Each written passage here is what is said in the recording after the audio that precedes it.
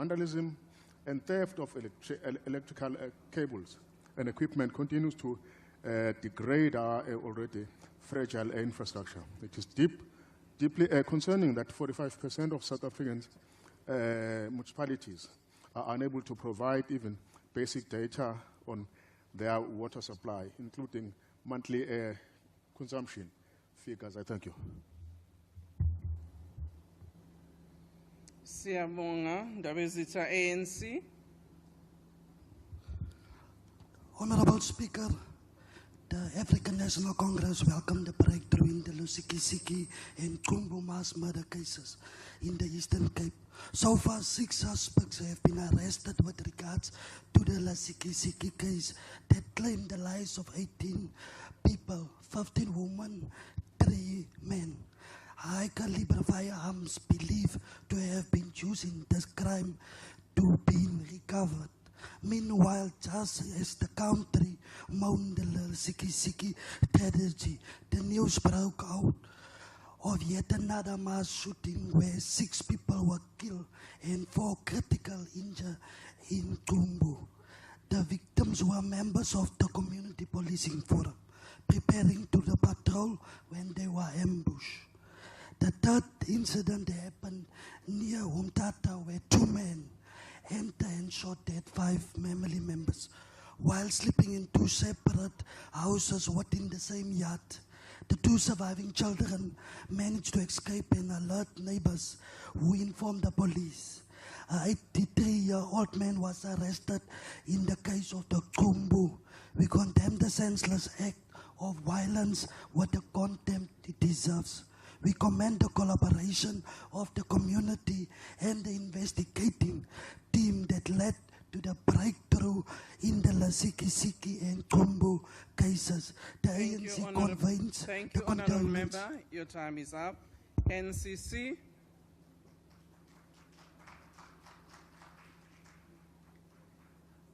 NCC. Thank you, Speaker. Thank you. Speaker, the NCC notes with concern that in the South African police services within crime intelligence, the head of analysis and coordination has no security clearance. This head, a certain general, has failed a polygraph report, a polygraph exam, and it has emerged later that she's actually admitted to tax fraud. Now, as we stand and live in communities that live amongst war because of the failings of the South African police services, we urge the Minister to clean this department. We ask the Minister to consider the fact that while we pretend to be tough on crime, the South African police services actively employs and promotes people with criminal tendencies. Thank you. Thank you. The DA.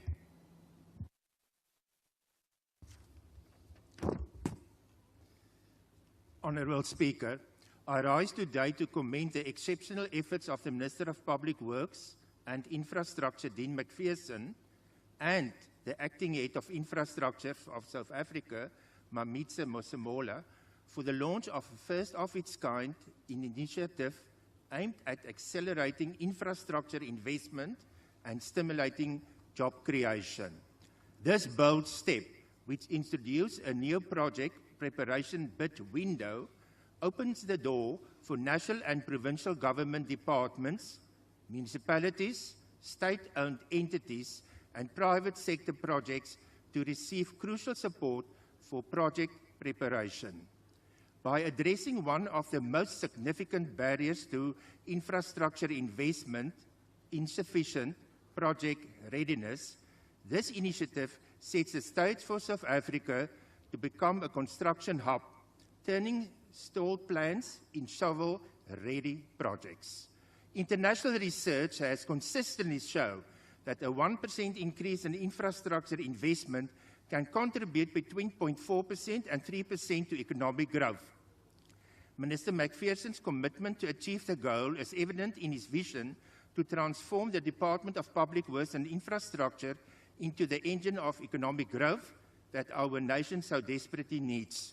Honourable Speaker, with the bid window open until December 2024. Thank you. Your time is up, Honourable Member. Thank you, Speaker. Thank you. ATM.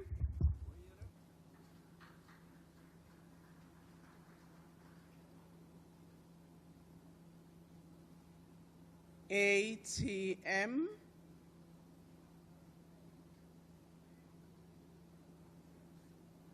It looks like the bank has no money. ANC. Thank you, You Madam do need to Speaker. laugh sometimes. ANC. Thank you, Madam Speaker. Our fight against corruption remains unwavering, and we therefore welcome the positive news from the Special Investigating Unit relating to the recovery of approximately 8 billion during the last financial year through effective investigations, speedy litigation, and recovery processes. The amount is inclusive of a record recovery of funds in actual cash amount to 2.2 billion, the highest recovery in the corruption besting unit 27 years history. These results stem from effective investigations into corruption and maladministration, speedy litigation, and recovery of funds. In addition of these recoveries, the SIU prevented a further 2.3 billion in potential state losses and secured cash to be recovered from the acknowledgement of debt and admission of liability agreements to the value of 1.6 billion. The bulk of the recoveries comes from investigations into Transnet, ESCOM, and the National Student Financial Aid Scheme. Recoveries from Transnet investigations amounted to 710 million. ESCOM was 500 I'm sorry, Honourable million. Member, your time is up. The ANC welcomes MKP. the recovery of these monies. MK Party.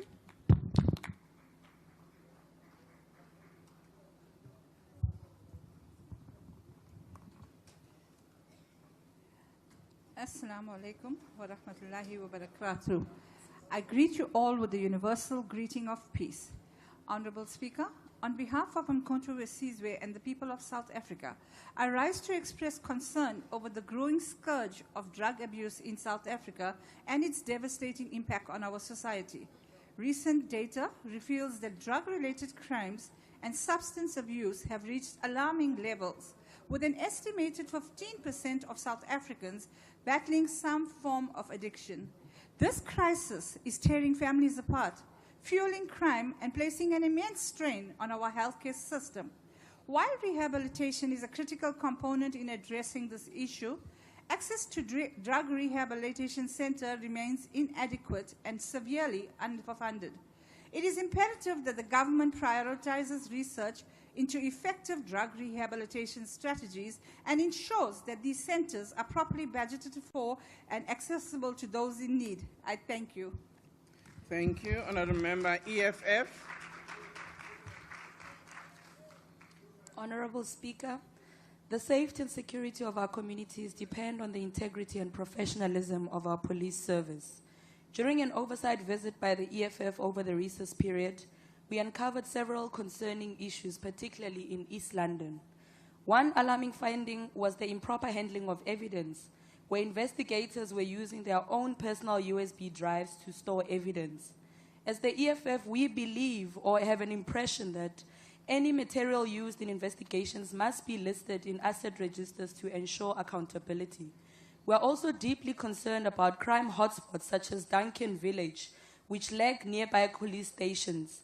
This must be urgently addressed. Additionally, we urge the Minister to ensure that the vehicles used by subs are roadworthy and suitable for the conditions in areas like Emabola in Konto, where officers are forced to take longer alternative routes in bad weather conditions.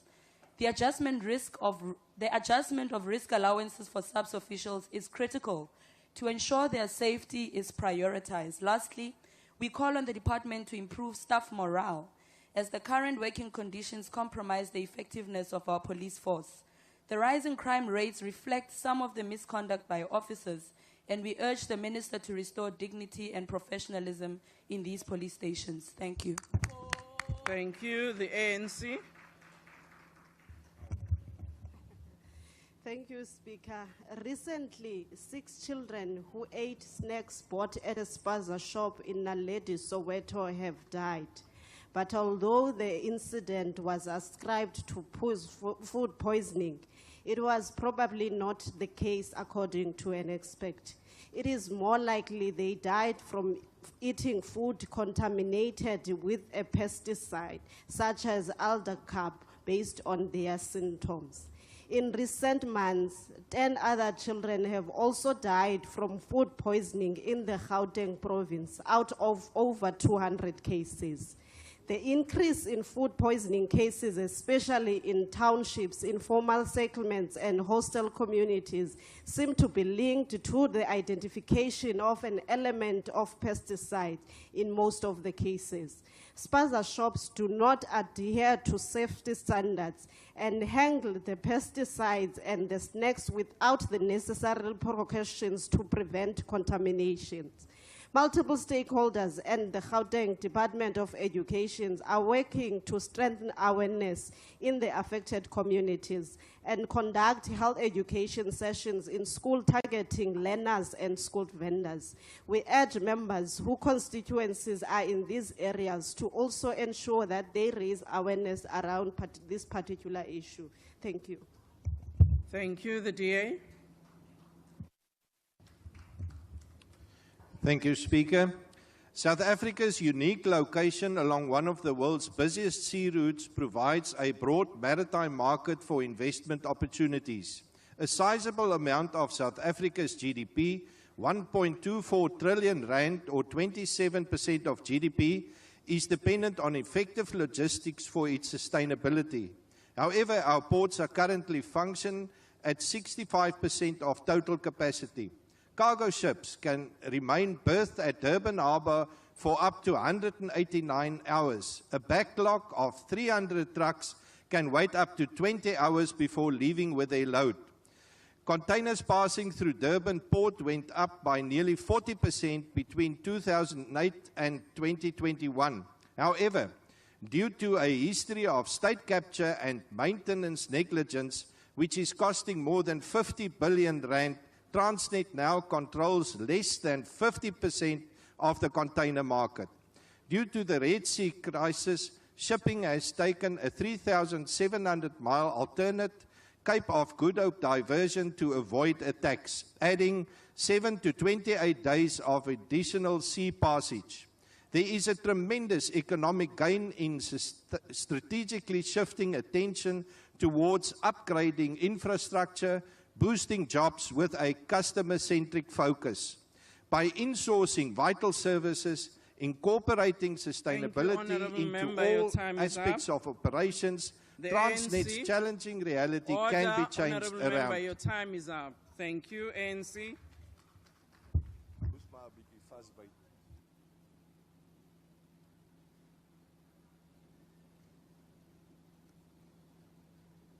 Out. AUT.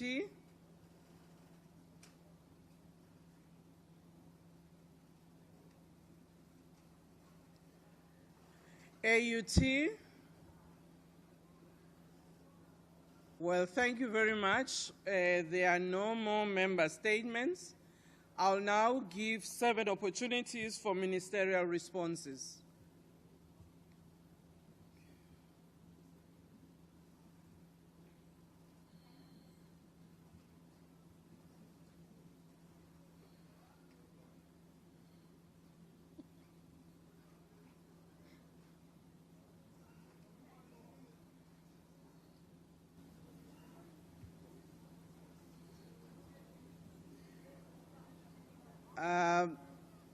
Thank you very much. I've noted Minister Kotogwane, Minister Mantashe, Minister Barbara Creasy, Minister Macpherson, Deputy Minister Mahlobo, Minister Chikunga, and Minister of Police. Thank you very much. Well, Minister of Health, unfortunately, 7 opportunities. Madam Speaker. I did not see you. I saw the gentleman next to you. So sorry, Minister of Finance. I know you are very down. Minister of Finance, 3 minutes. Madam Speaker. Bring your mic closer. Madam Speaker. Madam Speaker, on a point of order. Yes, Honorable Chief Whip of the DA.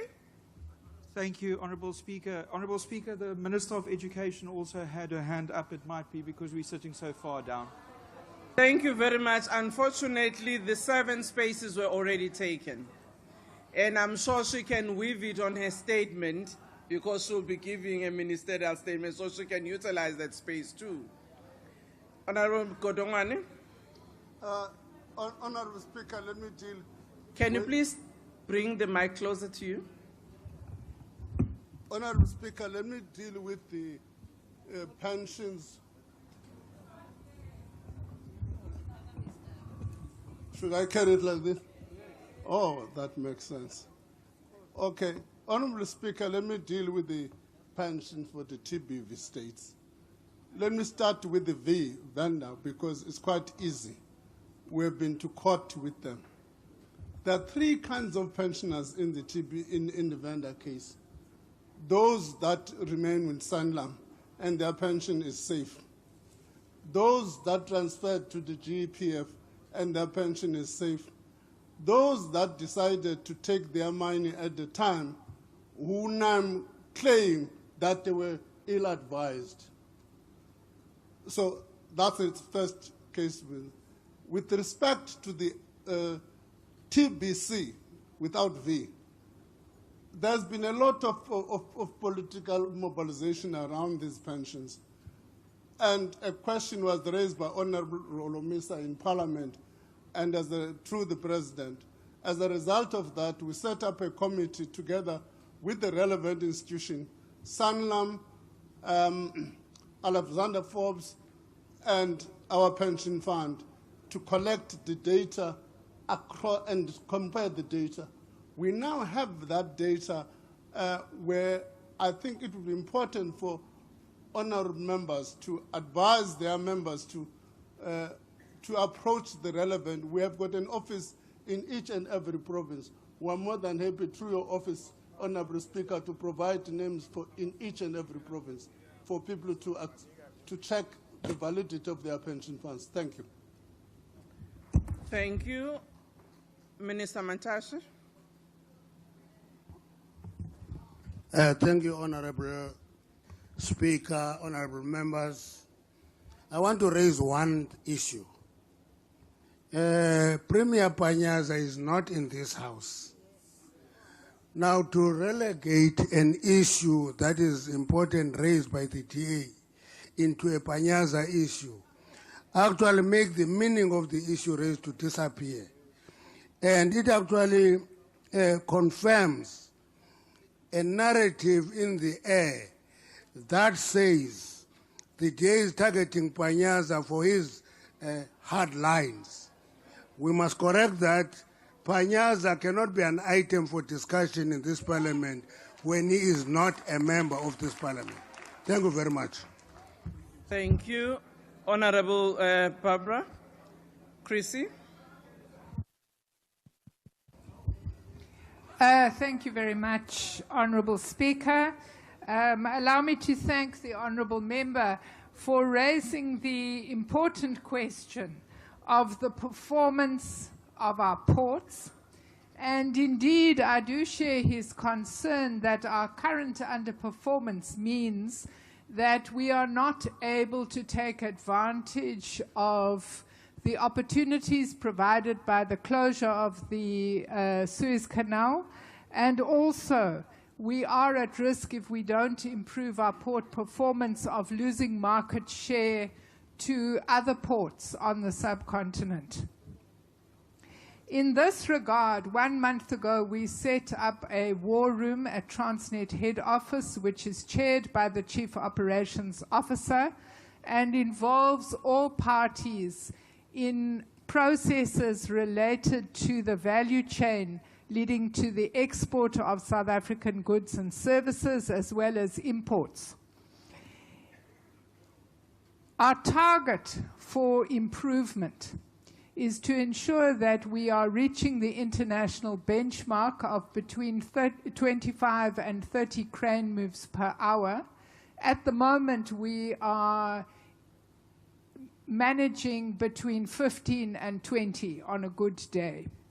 One of the key issues we will have to resolve before we can improve performance further is the arrival of new cranes as well as OEM parts that we need for existing cranes and straddles, which service our cranes and help with the stacking of containers. In this regard, we are expecting to take delivery of the first of the new cranes at the end of this calendar year, as well as the delivery of the parts that we need to fix the straddles. In the meantime, in order to improve performance at the ports, we are making use of haulers and forklifts, and we've done considerable work together with the trucking industry to ensure we have better booking and allocation for trucks in order that we can cut down on waiting times. Thank you very much, Honourable Speaker. Thank you. Deputy Minister Mashlobo. Honourable Speaker, thank you very much to the DP and members. Very quickly, Chair, we want to assure the citizens of Gauteng that we are not approaching day zero. Our assurance is that the integrated Vaal River system currently as it stands, including the shutdown of the Lesotho Highlands Tunnel Authority, will not affect them. We have the balancing dam in Woodstock and Sterkfontein. Gauteng will have water. There are issues of the vulnerability of the system in terms of leaks, the storage capabilities, and other issues. Want to confirm that the Deputy President, as a head of the intermediate task team on water, we visited Gauteng. The Premier of Gauteng, Comrade Panyaza Lesufi, has established an intergovernmental relations forum where he meets with the Ministry, the Department of Water and Sanitation, and all the municipalities. We have addressed all the councillors of Gauteng, and decisions have been made. One, because of the vulnerability of the system, will apply level 1 restriction, no issues of gardening and hose pipes and other issues. We'll fix the leaks as urgently as possible. We'll also increase the capability of the storage system and address the issues of intermittent supply of water. And we appeal to the citizens of Gauteng to work with government at all levels to manage during this particular issue, rather than the gimmicks that the member was trying to do. On the last point raised by Undabezita, the issues around deterioration of the systems, we have been able to produce the blue drop, the green drop, and no drop report, and responsive plans are there. Minister Hlabisa is heading an interministerial committee working with all of us to fix the challenges of local government. And water is an important matter where we support and intervene where necessary. Thank you. Thank you. Minister of Police. Thank you very much, Madam Speaker. 2 responses. If you can bring the mic closer to you. Kanje. Away. Okay. Thank you. We note the concern raised on drugs. It's a matter that is receiving our attention. We also note what has been said about Lusikisiki. Just to take members to confidence, we are away from completing our work in Lusikisiki and OR generally. It does seem to us that there are teams of organized criminals that have been there for some time, well established, well armed, and they have resources to do what they are doing. We are responding accordingly, increasingly. The second response is to do with the call for professionalization, professionalism, morale boosting on police and other wrongdoings, eliminating that. We have a workshop, 3-day workshop that we have planned for January next year to deal with all these matters inside South African Police Service. And in March, we'll convene a summit to deal with improving effectiveness and efficiency on the side of South African police services. Thank you very much. Thank you very much. Honorable Chikunga. Thank you very much, Madam Speaker, honorable members.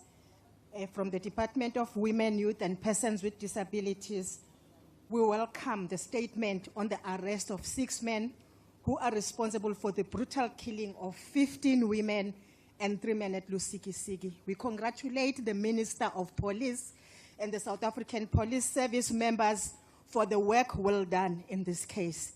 We urge both the South African Police Service and National Prosecuting Authority to vehemently oppose bail for these alleged cold-blooded murderers who allegedly killed defenseless women. We thank the Department of Social Development in the Eastern Cape for the continued counseling services for these affected and bereaved families, the service they so require. We hope that the progress in this case will help the families to heal from this tragedy. We thank you very much, Chairperson. Tragedy, I mean. Thank you very much. I have been informed that Honorable McPherson is not in the House, therefore Minister of Health. Honorable Mtswaledi, if you can now respond.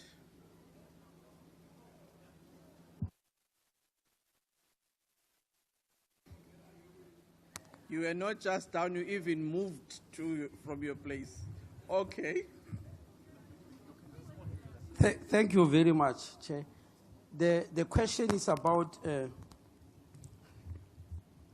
medical legal claims and the problems which is causing in the health sector. It is true, but I don't think we should approach the issue of health provisioning via medical legal claims.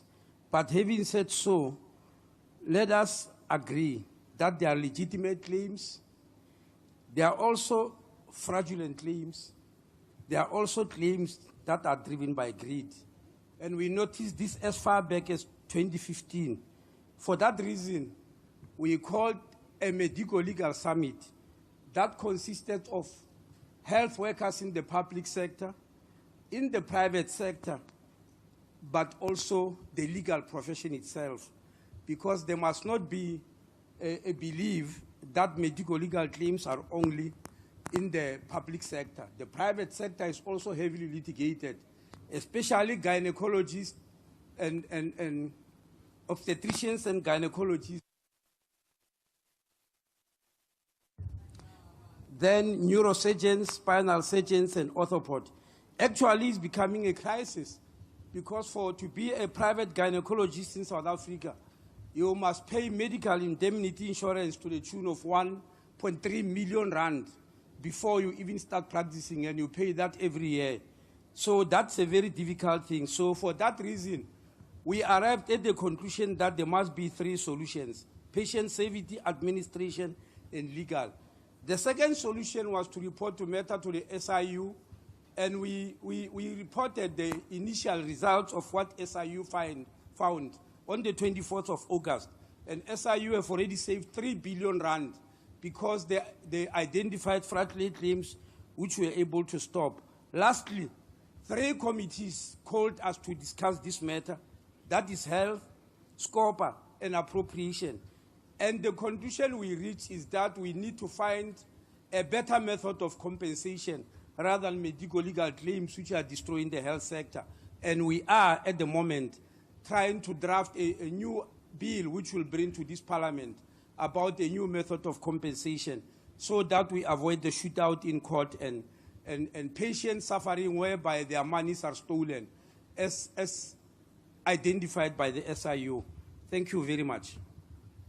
Thank you very much. That concludes ministerial responses. Deputy President, as a leader of government business, I want to thank you and also the ministers and deputy ministers for having come to the House and responded to the statements. I've seen a number of ministers and deputy ministers really did want to respond, but unfortunately we only have 7 opportunities for such responses.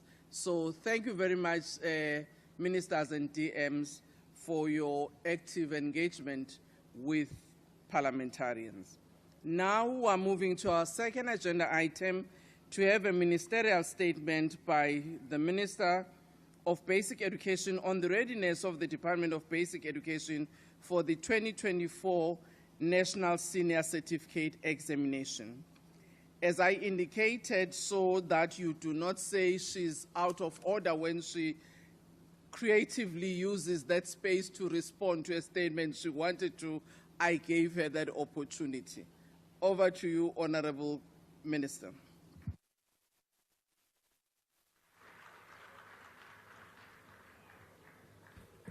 Thank you very much, Honorable Speaker, honorable members of the National Assembly. The National Senior Certificate is far more than just an exam. It represents the hopes and aspirations of nearly 1 million learners across South Africa.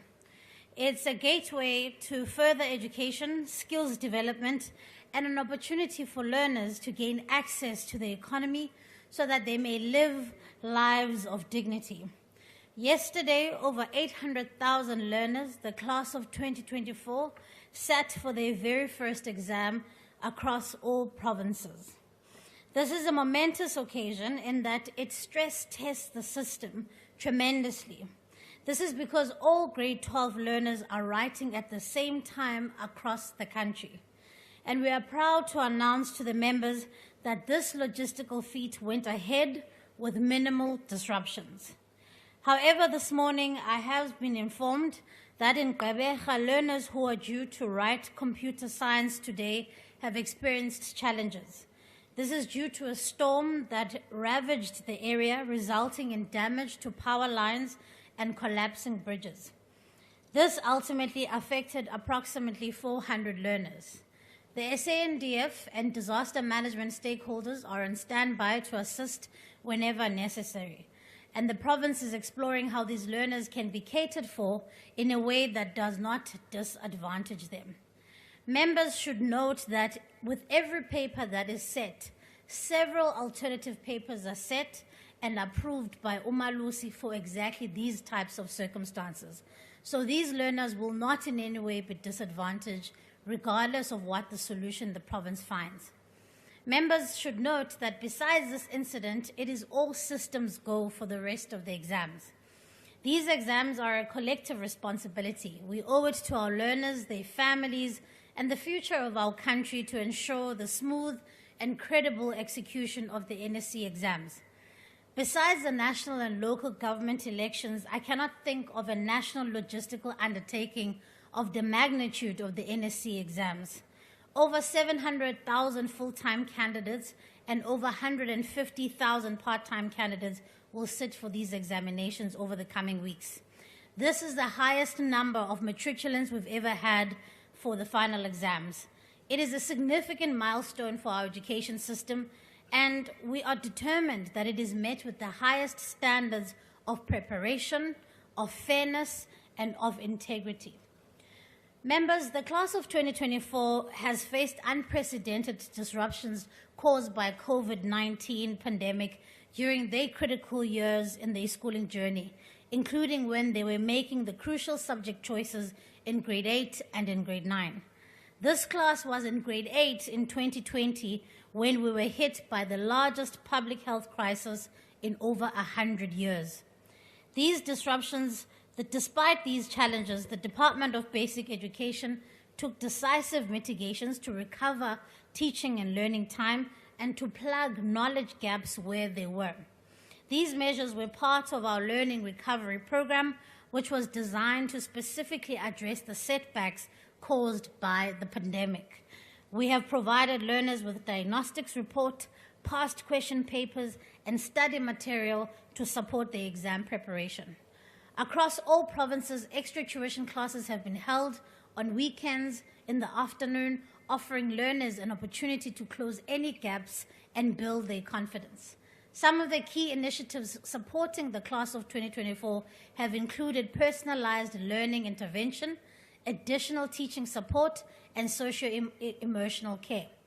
Equally, provinces have rolled out extra face-to-face tuition sessions, Saturday catch-up programs, and extended school hours in key subjects, especially for learners who struggle to cope with the curriculum content due to earlier disruptions. These targeted intervention members focused on subjects of higher enrollment, such as mathematics, life sciences, and business studies. Teachers and school management teams have been exemplary in their dedication. They have gone far beyond the call of duty, offering additional support to learners, all the while managing the lingering challenges of the pandemic, economic pressures, and other social factors. Sithi kubo siyababulela ngomsebenzi wabo, anenzeli nina, nenzela uMzantsi Afrika nekamva labantwana belu. Honourable members, in terms of our provincial readiness, I have personally embarked on a listening and learning tour along with the Deputy Minister, Dr. Mhauli, to visit provincial education departments, to engage with the MSc and the senior management team, including directors, school principals, and to inspect schools across the country. The DG has visited 75 districts in South Africa this year that have participated in autumn, winter, and spring matric camps to support districts and their schools in this critical moment. These visits have been to ensure that all provinces are aligned with the department's standards of the NFC exams. Through the ongoing collaboration and regular briefings with the heads of provincial education departments, we have addressed many challenges that have arisen. Our partnership with the provinces have been instrumental in making sure that our exam centers are secure, the logistical preparations are complete, and the necessary resources have been distributed on time. And for that, I would like to thank all provincial education departments. As we approached the start of the exams, we launched what we called the last push, a final targeted effort to help address any remaining gaps in learning for learners. This initiative focuses on areas identified during the trial exams, offering a group sessions, weekend classes, extra online classes, and additional practice of past exam papers. We are committed to ensuring members that no learner is left behind, particularly those who live in poor and rural communities. I call upon all South Africans, parents, communities, and stakeholders to support our learners during this time. They need to have a conducive environment free from distractions where they can perform to the best of their abilities. Madam Speaker, our national examination system is mature and robust.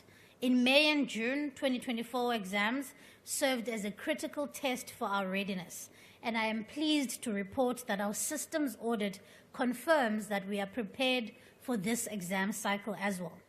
Over 55,000 markers have been recruited, trained, and will be stationed in 188 marking centers across the provinces. The integrity of the exam process remains our top priority. We will therefore be monitoring over 6,000 public schools, almost 600 independent centers where examinations will be conducted. To ensure the integrity of the exams, we've deployed 70 part-time monitors to oversee high-risk examination centers. We have also implemented strict security protocols to safeguard against potential misconduct or malpractice by learners or our teachers. Examination officials have also been trained to identify and respond to any irregularities, and we have closely been collaborating with law enforcement agencies to secure our exam centers, especially in our high-risk areas. Honourable members, I do want to plead for your assistance in this regard. As we have prepared for these exams, we have seen deep fake videos purporting to be leaks of our 2024 question papers and memos. The documents featured in these videos are in fact old documents that were digitally altered to look like official 2024 papers. This has caused unnecessary confusion and panic and should not be allowed to impact the integrity of the NSC exams. I would like to state here categorically and clear, honorable members, that our question papers and memos have not been leaked. The public needs to exercise caution and be vigilant when accessing information shared by unofficial accounts on social media. I'm also asking members to be supportive of this effort, to also not be the ones who are perpetuating fake news and sharing unverified accounts.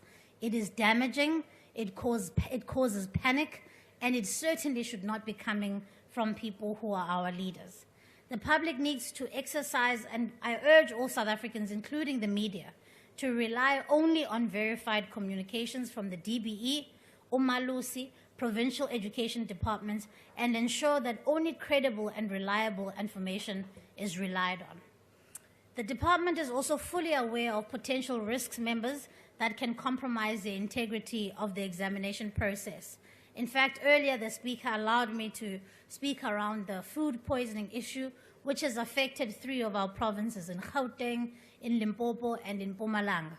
I have been in constant engagement with the Minister of Health, and we're in collaboration, and he has set a multidisciplinary team that is looking into the matter. But I do want to assure members in this House that we've also done our due diligence, and that these incidents do not emanate from the school nutrition program. These incidents have emanated from snacks or food that was brought elsewhere and not coming from our schools. However, we remain committed to working with Minister Motsoaledi to make sure that our learners are protected in this regard. We continue to monitor and detect for any potential risk that may require early interventions. In addition to security measures that I've listed above, we are also collaborating with the national and provincial joint operations committees to ensure that security is always maintained. These partnerships will help us manage any emerging risks and respond swiftly to threats that may arise. We are also engaging in an ongoing campaign to promote exam integrity among learners and their families. Last week, Friday, I joined matriculants in Pretoria Central High School in a national pledge signing ceremony, along with the Gauteng MEC of Education.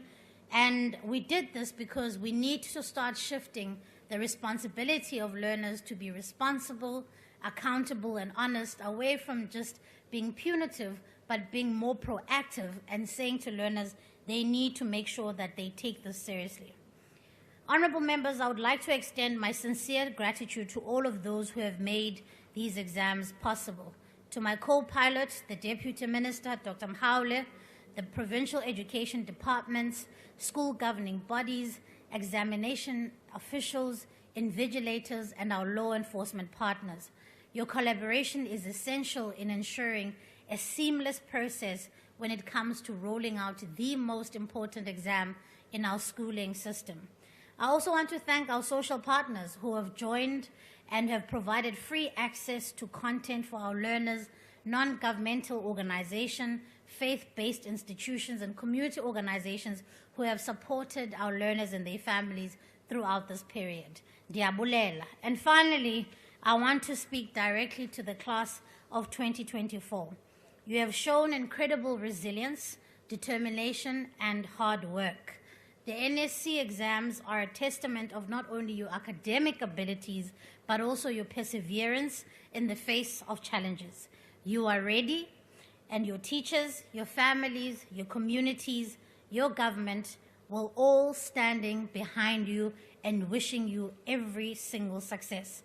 To the parents and to the guardians, thank you for your unwavering support. The proverb is true. It takes a village to raise a child. This moment is much as yours as it is theirs. Thank you, Madam Speaker. Thank you very much, Minister.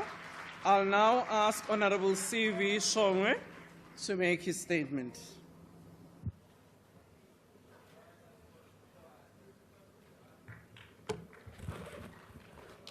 Angibonge sihlalo. Kwaza mkhonto kwaza. Angibingelele umongameli ophethe umkhonto wesizwe uPresident Jacob Gedlihlekisa Zuma oyithandayo imfundo kakhulu. Nesekela lakhe ke umongameli ubaba uJudge uHlophe noma uDr Hlophe. Kanye nomphathi wethu uJimmy umzwanele manje.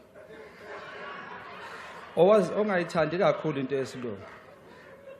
The Ekem Party joins millions of South Africans in wishing students writing matric all the best, while sazi kahle ukuthi bafunde ngaphansi kwezimo ezinzima ezingaphansi kwe-GNU led by uGogo Zile ne-DA yakhe. The minister's confidence in the readiness for a matric exam despite socio-economic problems these students face on day-to-day basis raises eyebrows. Can we ensure uninterrupted exam when basic services like water aren't guaranteed? Water shedding is an everyday occurrence in metros like City of Johannesburg. This scarcity affects various aspects of life, including education. The recent erratic patterns in KwaZulu-Natal have indeed taken devastating toll on many homes. Unfortunately, it seems that disaster management hasn't had an adequate contingency plan in place to support those affected, including families with matric students. The province has experienced severe flooding since June 1st, 2024, resulting in a loss of life, infrastructure damage, and displacement of residents, with their homes being destroyed. Has the minister personally visited homes affected by the recent floods, particularly with matric learners? Sonke ke simbonile ukuthi akayanga lapho futhi uyibone TV njengabanye. Ikola ihambele ezabelungu futhi ezibaleke kubo ezi-GNU.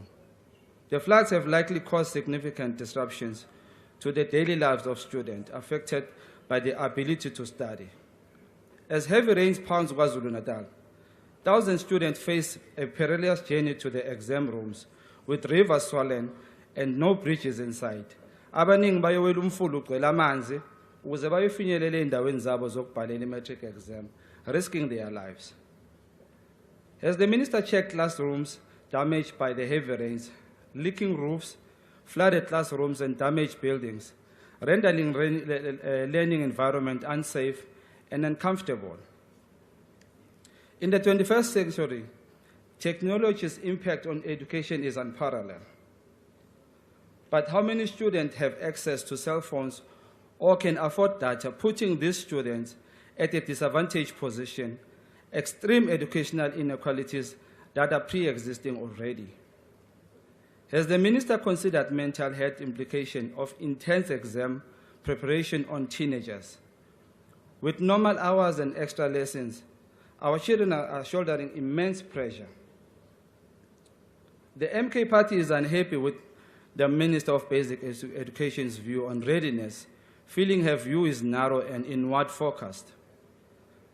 Essentially, we believe the minister is overlooking broader challenges that impact students' ability to write exams. She is disconnected from the harsh realities faced by everyday people, existing in a bubble of privilege and isolation. All the minister is worried about is the noise made by the people on the street. The MK Party is unhappy, and we believe that the current approach has not fully addressed the challenges of the education sector, and she is yet to even understand the challenges of it, mainly faced by our poor students, due to the support delivered by the GNU, ekagogo eholwa i-DA. Abantwana abaningi bayahluleka ukuthi bafike ezikolweni ngenxa yokuthi amabhasi awekho ahambisa izingane, i-transport ayifiki, imifula igcwele akujampeki, ingane ziyangena ngisho laphayana, while i-ANC no-DNU baforsa ukuthi basifake i-coalition engekho. Asike siqinisekeni ke minister ukuthi sibambe la emfundweni, sinikeze izingane iservice efanele. Ngiyabonga. Kwaza mkhonto kwaza.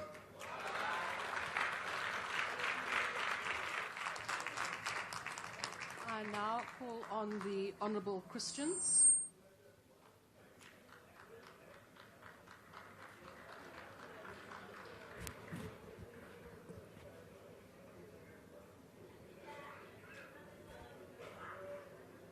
Thank you, Honourable Deputy Speaker, Honourable Members of the National Assembly, Minister, thank you for your comprehensive statement on the readiness for the 2024 National Senior Certificate Examinations. The preparation and interventions outlined today indeed reflect commendable efforts to ensure that this year's exams are conducted smoothly with integrity and efficiency at the forefront. However, while these efforts are significant, it is essential to acknowledge the deep-seated challenges that remain within our education system. The tragic poisoning incident at Rapalego Primary School in Gauteng, the devastating loss of 11 learners in a transport-related accident in Carltonville, and recently the 400 learners whose examinations were interrupted due to storm damage of power lines in the Eastern Cape remind us of the safety vulnerabilities faced by learners in schools across the country. These heartbreaking incidents have brought to light the urgent need for improved safety protocols both inside and outside school premises. Additionally, during recent oversight visits to schools, members of the Portfolio Committee uncovered glaring infrastructure disparities. Many schools still lack access to basic amenities, including proper classrooms, safe sanitation facilities, and critical learning resources such as libraries and science labs. These gaps not only hinder learners' ability to achieve their full academic potential, but also perpetuate inequality within the education system. In under-resourced and rural areas, the challenges are especially acute, where students continue to face substandard learning environments. Madam Deputy Speaker, it is also essential that no matric learner sits down to write this examinations on an empty stomach. Ensuring that all learners have access to proper breakfast, particularly during this critical period, must be a priority. The National School Nutrition Program plays a pivotal role in providing learners with the necessary nourishment to help them concentrate and perform to the best of their abilities. By expanding efforts to include breakfast for all matric learners during the examination period, we can significantly impact their performance and overall well-being. The interventions introduced, including the Learning Recovery Program and the Examination Fitness Module, are steps in the right direction. Addressing some of the academic disruptions caused by the COVID-19 pandemic, the improvements seen in key subjects like mathematics and physical sciences are indeed encouraging, particularly for learners whose future career prospects depend on success in these areas.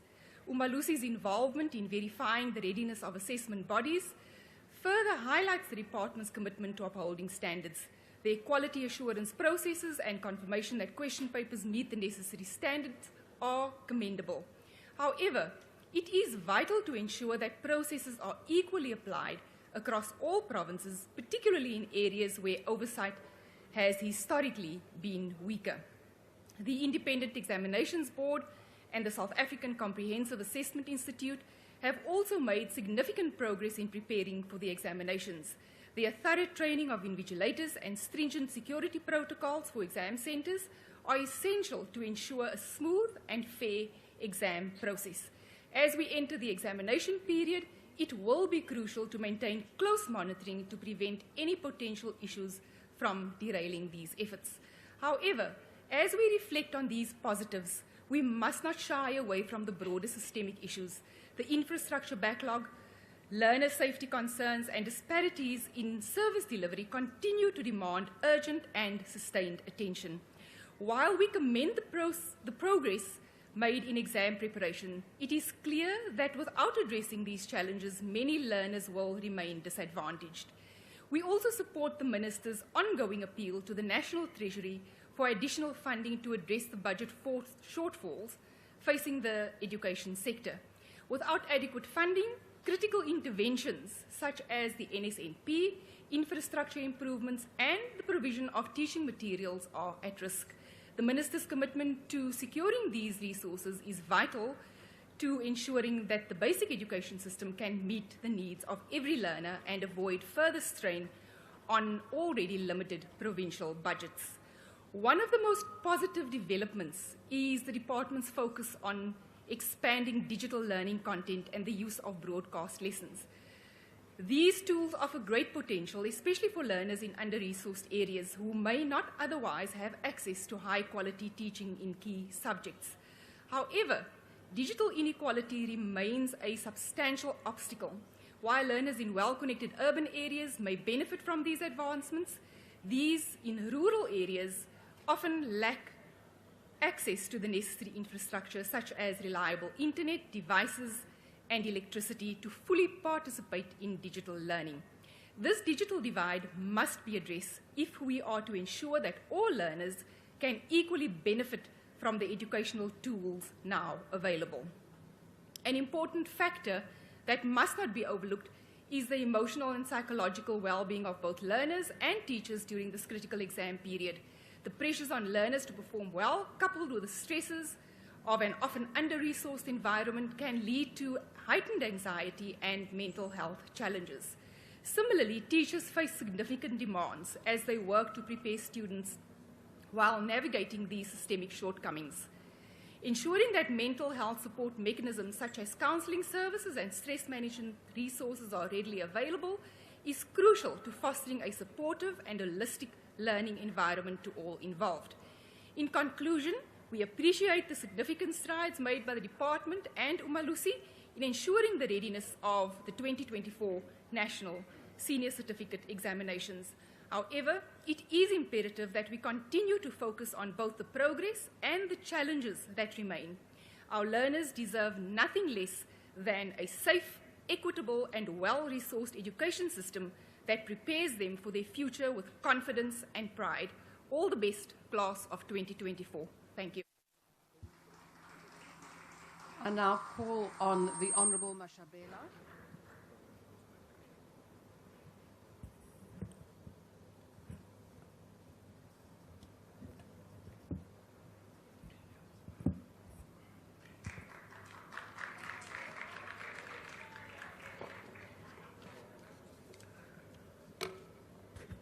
Thank you, Deputy Speaker, honorable members and fellow South Africans.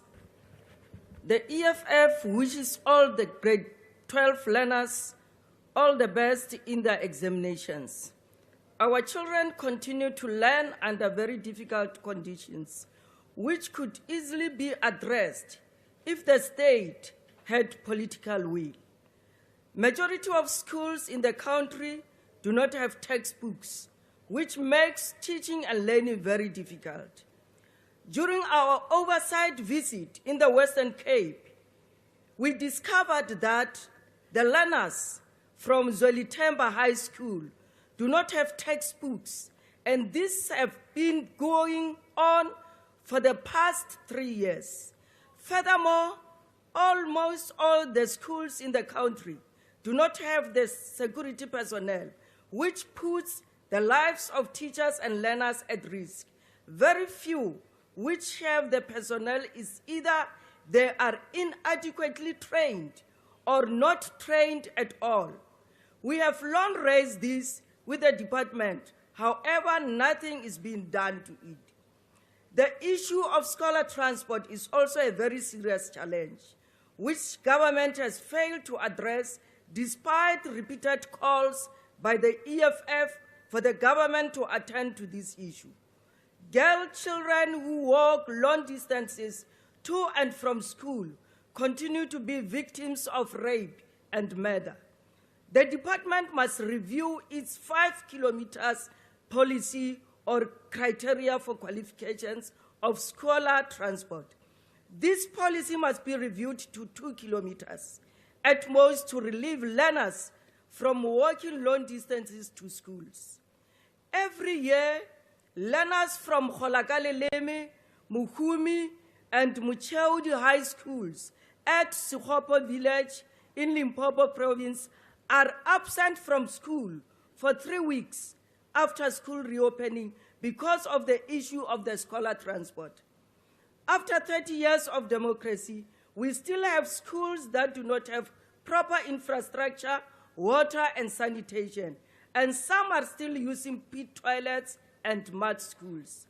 The unwillingness to spend money on the future of our children is the root of all these challenges we have in our education system. The government does not want to spend money on hiring teachers, buying textbooks, hiring security in schools, and spending money on scholar transport. The money which is supposed to be spent on the future of our children gets stolen through corrupt activities. Deputy Speaker, one of the greatest barriers to fixing these problems is financial mismanagement and corruption within the Department of Basic Education. Over the past 3 financial years, the department has incurred wasteful and irregular expenditure amounting to more than 5 billion.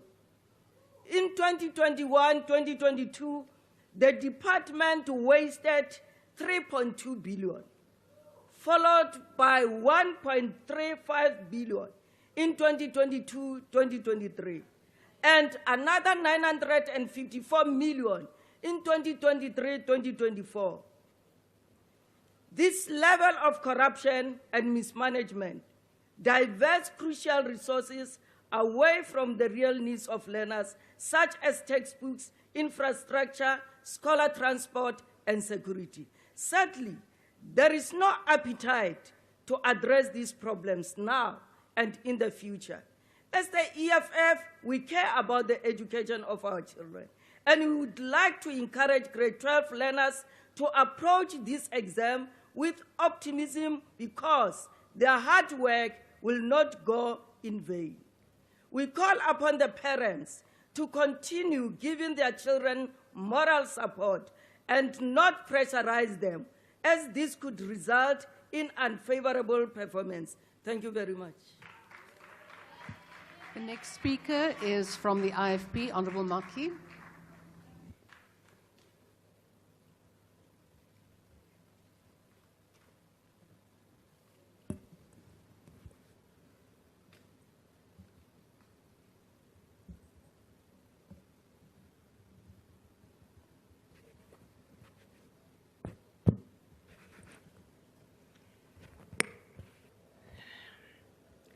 Honorable Deputy Speaker, the IFP extends its best wishes to all matriculants who are writing their National Senior Certificates exams, which commenced on Monday. We acknowledge the hard work and dedication that has brought them to this moment, and we trust that they will rise to the occasion and make their family and community proud. Education is the cornerstone of a brighter future, and the IFP remains committed to ensuring that South Africa's education system provides equitable, quality education for all learners. The Department of Basic Education has assured the nation that it is prepared for the year's exams. However, we must also go beyond examination readiness and address the long-term systems issues affecting our schools. The IFP believes in the need to enhance teaching and learning standards by providing adequate resources to schools, particularly in underfunded rural and township areas. We call for the rollout of free scholar transport, efficiently run nutrition program, and the implementation of comprehensive school transport policies that prioritize safety, especially in remote regions. It is also imperative that we raise the bar by setting the pass mark at 50% and incorporate more practical, future-ready content such as financial and entrepreneurial literacy training. The IFP remains steadfast in advocating for the professional, well-resourced, and inclusive education system that leaves no child behind. I thank you, Honorable Deputy Chair. Thank you. The next speaker is the Honourable Kojane.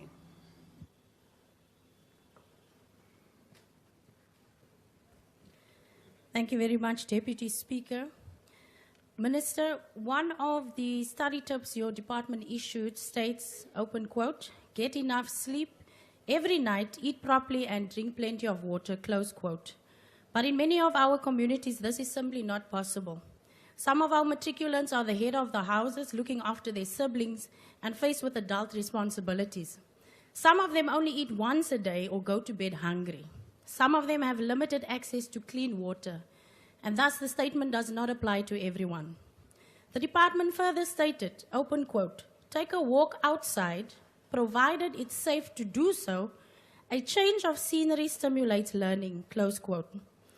And though I agree to the truth in the statement, it is rather shameful that we have to caution our learners if it is safe to go outside for fresh air or to take a break during their studies.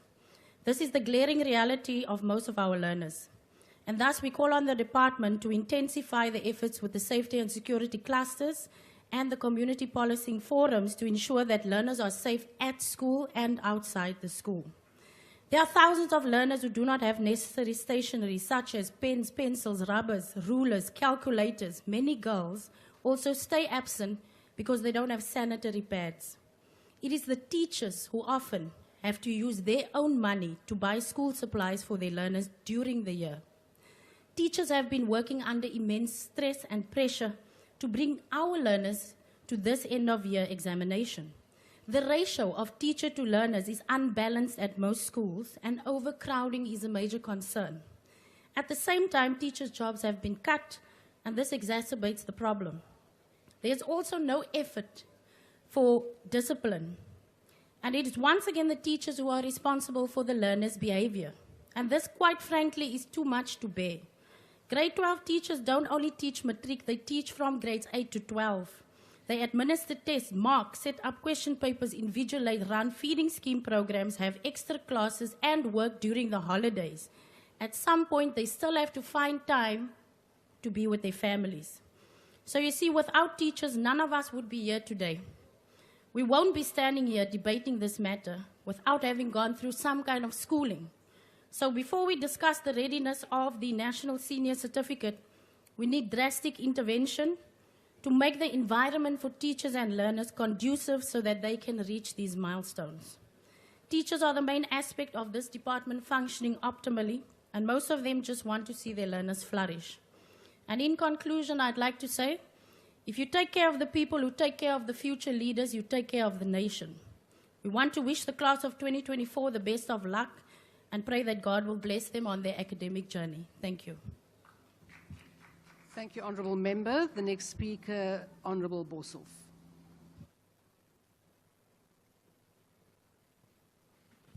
Agbare huisvoorsitter, om 'n matrieksertifikaat uit te reik is 'n reusagtige oefening in logistiek, maar ook in vertroue. In logistiek is dit logies dat as jy meer as 700,000 kandidate van meer as 7 of ten minste 7 vraestelle elk by honderde skole moet voorsien, dat dit 'n nagmerrie is. Orals en alles op dieselfde dag, presies op dieselfde tyd, met die vertroue daarvan steeds sonder verdenking. Wat die vertroue betref, is dit absoluut noodsaaklik, omdat die hele land se ekonomie daarop berus dat mense vertroue het in die matrieksertifikaat. Dit is die basiese sertifikaat waarop die meeste mense die res van hulle loopbaan bou. Met ander woorde, 'n mens moet die vertroue hê dat daar 'n bepaalde gehalte en 'n bepaalde integriteit daarin is. Anderster kan mense nie toegang kry tot verdere onderwys of enige naskoolse opleiding nie. Selfs werkgewers wat studente wat niks meer as matriek gestudeer het moet inneem, moet kan weet dat dit wat op daardie matrieksertifikaat staan, inderdaad die aanspraak wat die sertifikaat maak, werd moet wees. In daardie opsig is daar redelike sukses, maar nie totale sukses nie. Dit geld selfs ook vir die logistieke oefening. Wat die uitdagings betref, kan 'n mens sê dat jy aan die een kant te doen het met kriminaliteit, mense wat vraestelle lek, mense wat afkyk by mekaar, hulpvaardige onderwysers wat terwyl hulle toesig hou leerlinge help, dis die een probleem. Dan is daar nalatigheid, waar dinge doodgewoon net nie reg loop nie as gevolg van wat ook al, omdat die lewe partykeer nie reg loop nie. En dan het 'n mens natuurlik die natuur, soos wat ons nou op hierdie einddag van vandag gehoor het, van die 400 leerlinge wat nie kan sit in die Oos-Kaap nie. Nou is die vraag, hoekom moet hierdie hele oefening so verskriklik gesentraliseerd wees? Want as elke provinsie soos tevore sy eie matriekeksamen afgeneem het, was die ontwrigting in 1 of 2 provinsies glad nie wat dit nou is vir die hele stelsel nie. Die antwoord is dat onderwysers, wat eintlik professionele mense is, nie deur die departement soos professionele mense hanteer word nie. Hulle word eintlik hanteer soos die kinders vir wie hulle skool gee. Indien ons in 'n posisie ons kan inpresteer, waar onderwysers die professionaliteit waarmee hulle beheen kan word, ook regverdig, dan sal ons vir die eerste keer met die aanvang van 'n nasionale senior sertifikaat eksamen werklik gereed wees daarvoor. Baie dankie. I now invite the Honourable Ngobeni.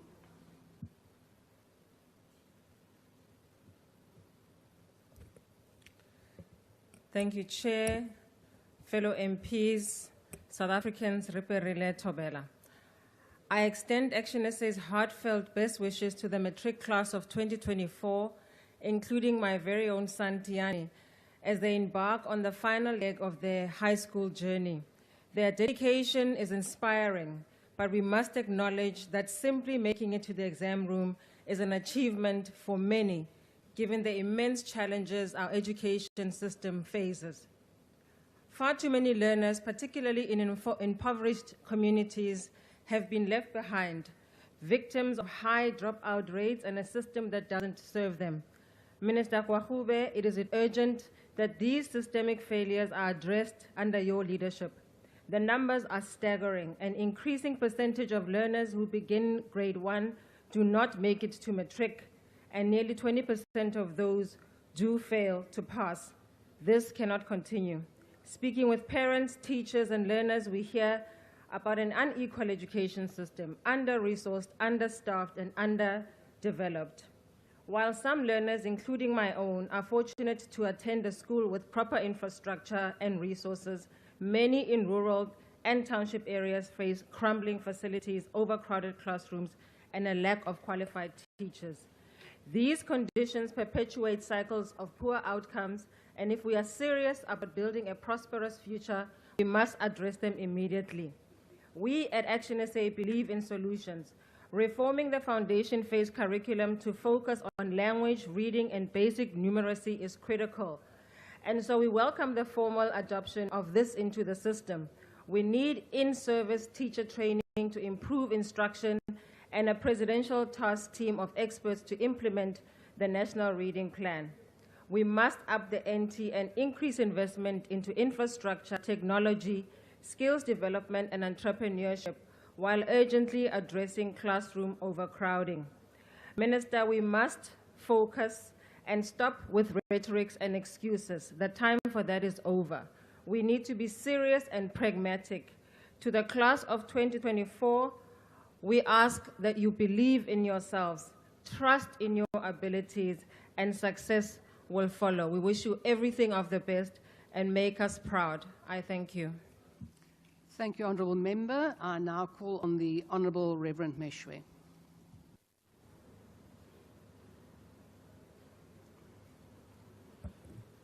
House Chairperson, on behalf of the ACDP, I wish to start by conveying our sincere condolences to the families who lost their loved ones in a senseless killing spree that occurred on Friday night in Bichi village outside Mtata.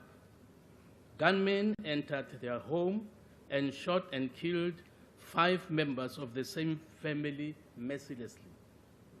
Among those killed were 2 matriculants who would have started their matric exams yesterday had this horrific tragedy not occurred.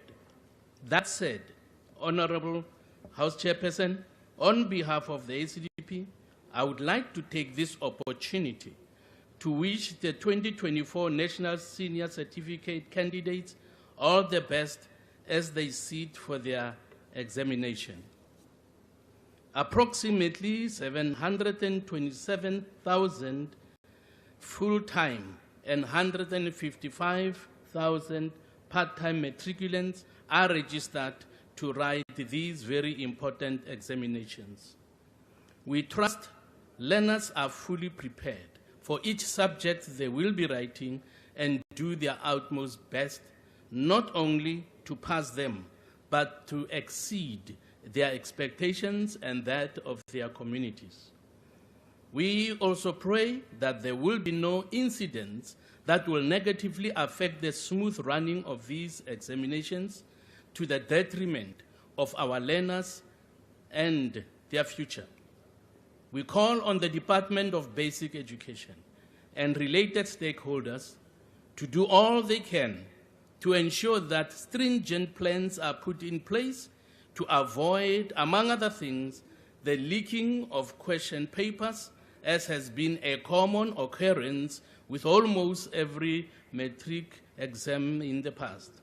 Lastly, my encouragement to our matriculants is that they should remain positive and believe that as they have worked very hard preparing for these examinations, all things are possible. They can do better than last year's matriculants. Thank you. Thank you. Our next speaker on the list is Honourable Zibi.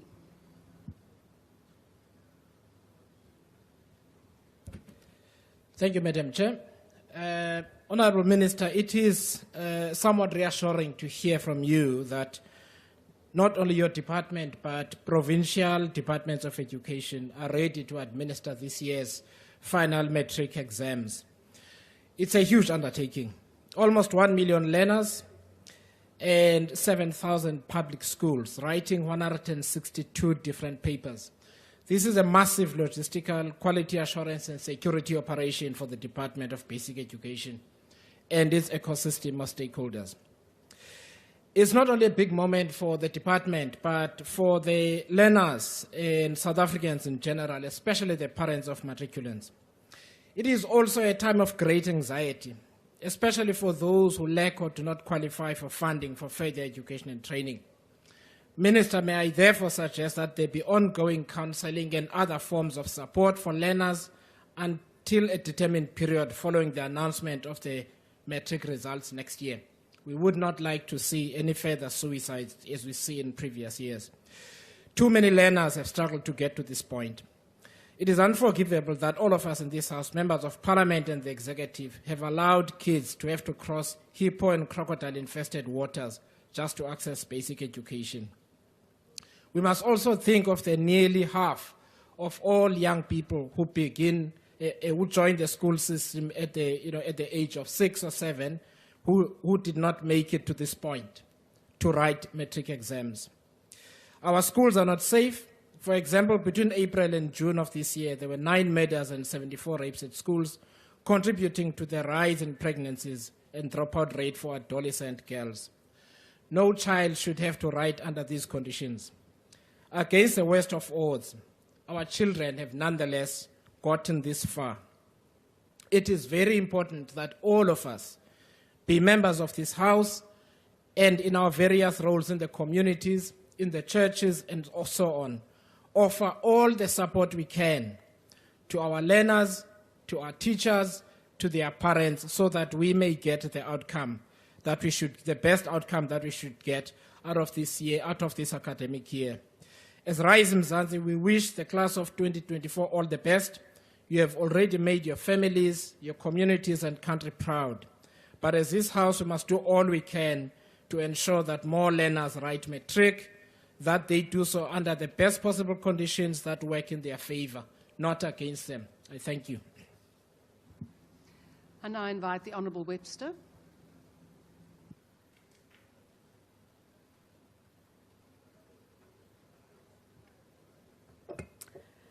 Honourable Speaker, from Build One South Africa, we extend our heartfelt best wishes to the matric class of 2024 as they begin their final exams this week, we recognize the hurdles that they have had to overcome as a cohort, and we applaud their determination and their resilience.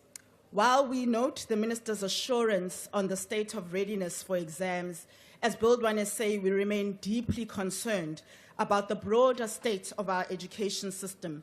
The 13 million learners in schools across this country are routinely let down by a system that fails to provide support, tools, and opportunities that they need.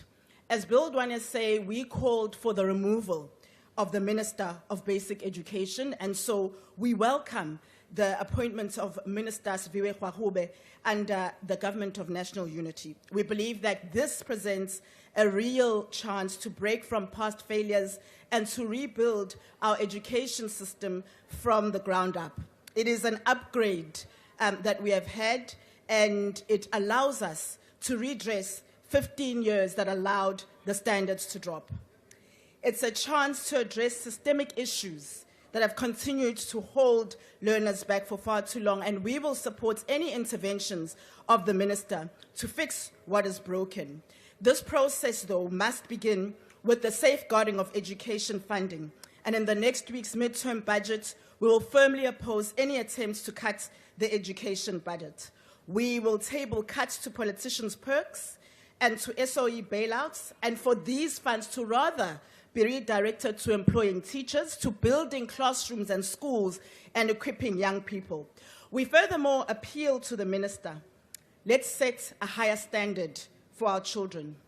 A 50% minimum pass mark should be the bare minimum, and anything less, which is what we have at the moment, prepares our youth for a life of unemployment and wasted potential. The Minister's own party, the DA, has long opposed the 30% pass in matric, and it's time to make the 50% standard a much-needed reform and reality. Let us not only wish our matriculants success, but work to create a system where their success is guaranteed. In her statement, the Minister mentioned her commitment to ensuring that no learner is left behind. We want to anchor that by saying we must ensure we build one education system where the potential of learners and the opportunities they have is not determined by race or class. We support this towards achieving substantive reform to basic education in South Africa. I thank you. The next speaker is the Honourable Sali.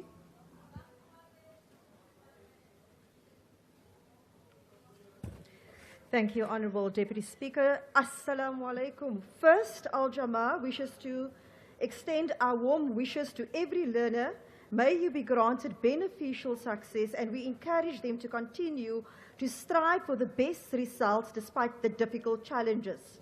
Al-Jama would like to extend its gratitude to the Department of Home Affairs Director General and his team, both in Cape Town and Pretoria office, for their swift intervention in the processing of identity cards of matric learner from Manenberg so that she could write her exams with a peace of mind. Returning to the department's readiness for the 2024 National Senior Certificate exams, the nation is encouraged to have read the latest reports that our class of 2024 are confident to do well in the exams.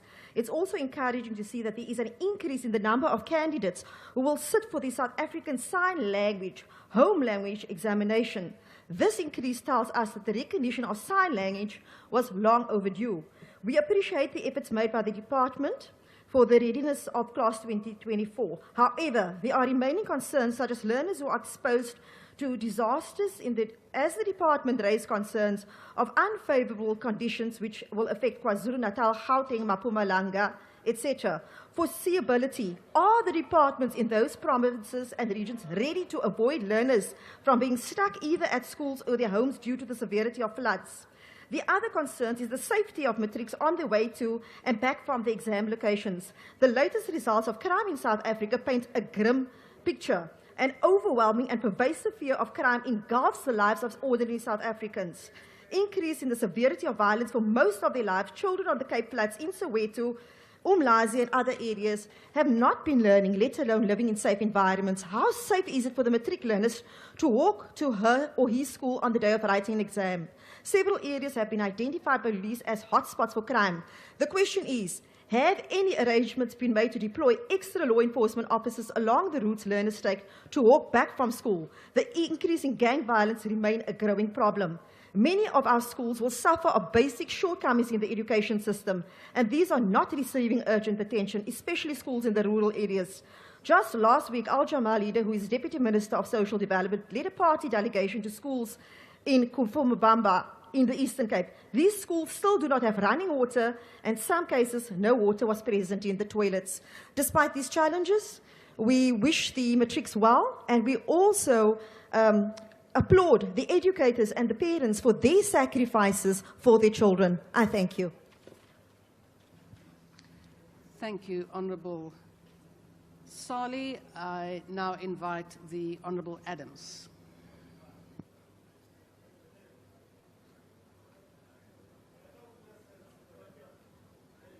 Thank you, Deputy Speaker. Colleagues, the Progressive Caucus. Minister, it was a very interesting speech of yours. And I thought that I was amongst many people who believed that once we removed Angie Moshekha from education, everything would be okay. Today you've come here and proved that this is certainly not the case. You have mentioned the fortitude of these children, Minister, who have suffered the indignity of using pit latrines at school, who have suffered the dangers of bullets walking to school and back, who have gone to school on hungry stomachs, but you've not mentioned the solution. You've not said a word about next year's class of 2025, which will go through the same things. 165,000 people write matric this year, but we've not mentioned the 800,000 who've fallen through the cracks. This GNU does not care about them. You've not, Minister, once mentioned that the disparities in education will no longer be cemented amongst racial lines. Minister, a matric certificate is not the end of it for a young boy of color. We understand that if your name is Steenhuisen, you can have presidential aspirations in this country just by having a matric. For the rest of us, that's not the case. Minister, we hope. You also have not changed yourself. We hope and we pray, Minister, that you will do better than your predecessor. Unfortunately, this speech gives us no hope of that. Thank you.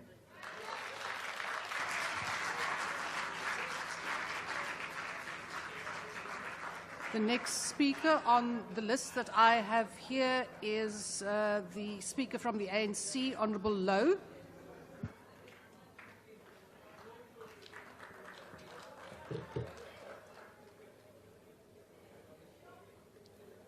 Thank you very much, Deputy Speaker.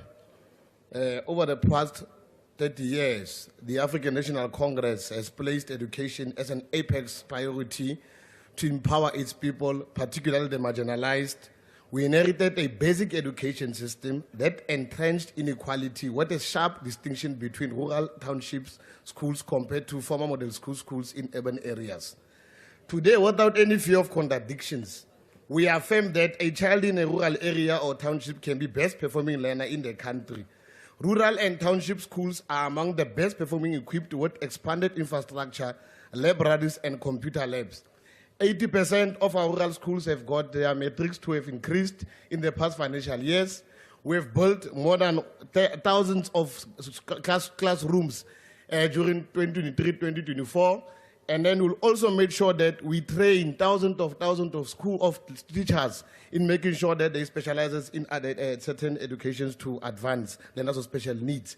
There's a testament to the concerted efforts to the democratic government to provide South Africans with equal opportunities, unleashing their human potential to improve their living conditions and that of the nation. The success of a learner is no longer determined by their school quintiles. That is a promise made by the African National Congress, which has historically pioneered scholarship amongst oppressed black people. Education continues to receive the highest budget allocation, both nationally and provincially. The class of 2024 is particularly special, having been impacted by COVID-19, which resulted in learning losses. Despite the challenges, the department and its teachers have impacted curriculum recovery plan to close the gap. We commend our learners for their commitment to adapting to learning during one of the most difficult periods. We also welcome government progress in addressing load shedding, which has the potential to negatively impact learners' preparations. We also command the department to collaborate with the municipalities to deal with low reductions of electricities. As the ANC, we urge all South Africans to contribute to creating a conducive environment for our children and learners to focus on their examination and schooling. It is our collective duty to ensure that our schools are safe, working with SAPs and other stakeholders, fostering communities that protect learners. Together we can tackle issues such as bullying, substance abuse, and the sale of counterfeit foods that endanger our children's health. The ANC wishes to extend its condolences to the families and communities mourning the loss of children due to the poisonous food. We call on law enforcement agencies to intensify investigation and arrest those producers and sellers with immediate effect. They must not waste time, they must arrest them and they must rot in jail. We have received a report on the state of readiness for the 2024 matric examination with Umalusi. Let us confirm that they are satisfied with the examination process, assessment, and support of markers. We urge the public to refrain from spreading misinformation such as alleged mathematics paper on social media.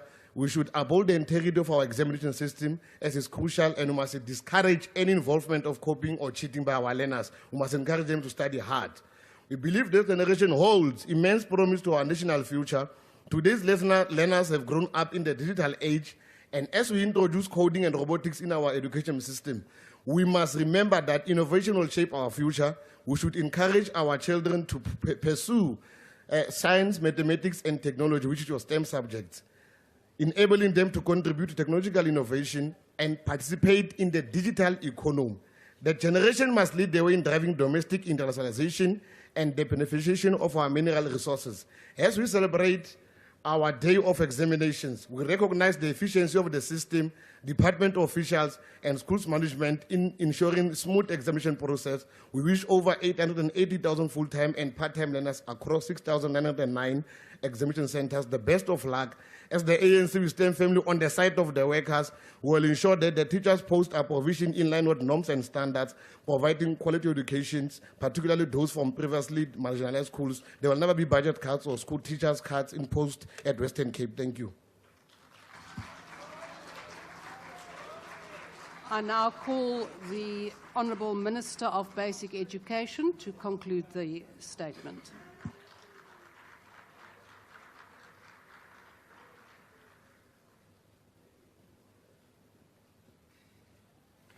Thank you very much, Madam Deputy Speaker, and thank you very much to the members who have wished our class of 2024 well.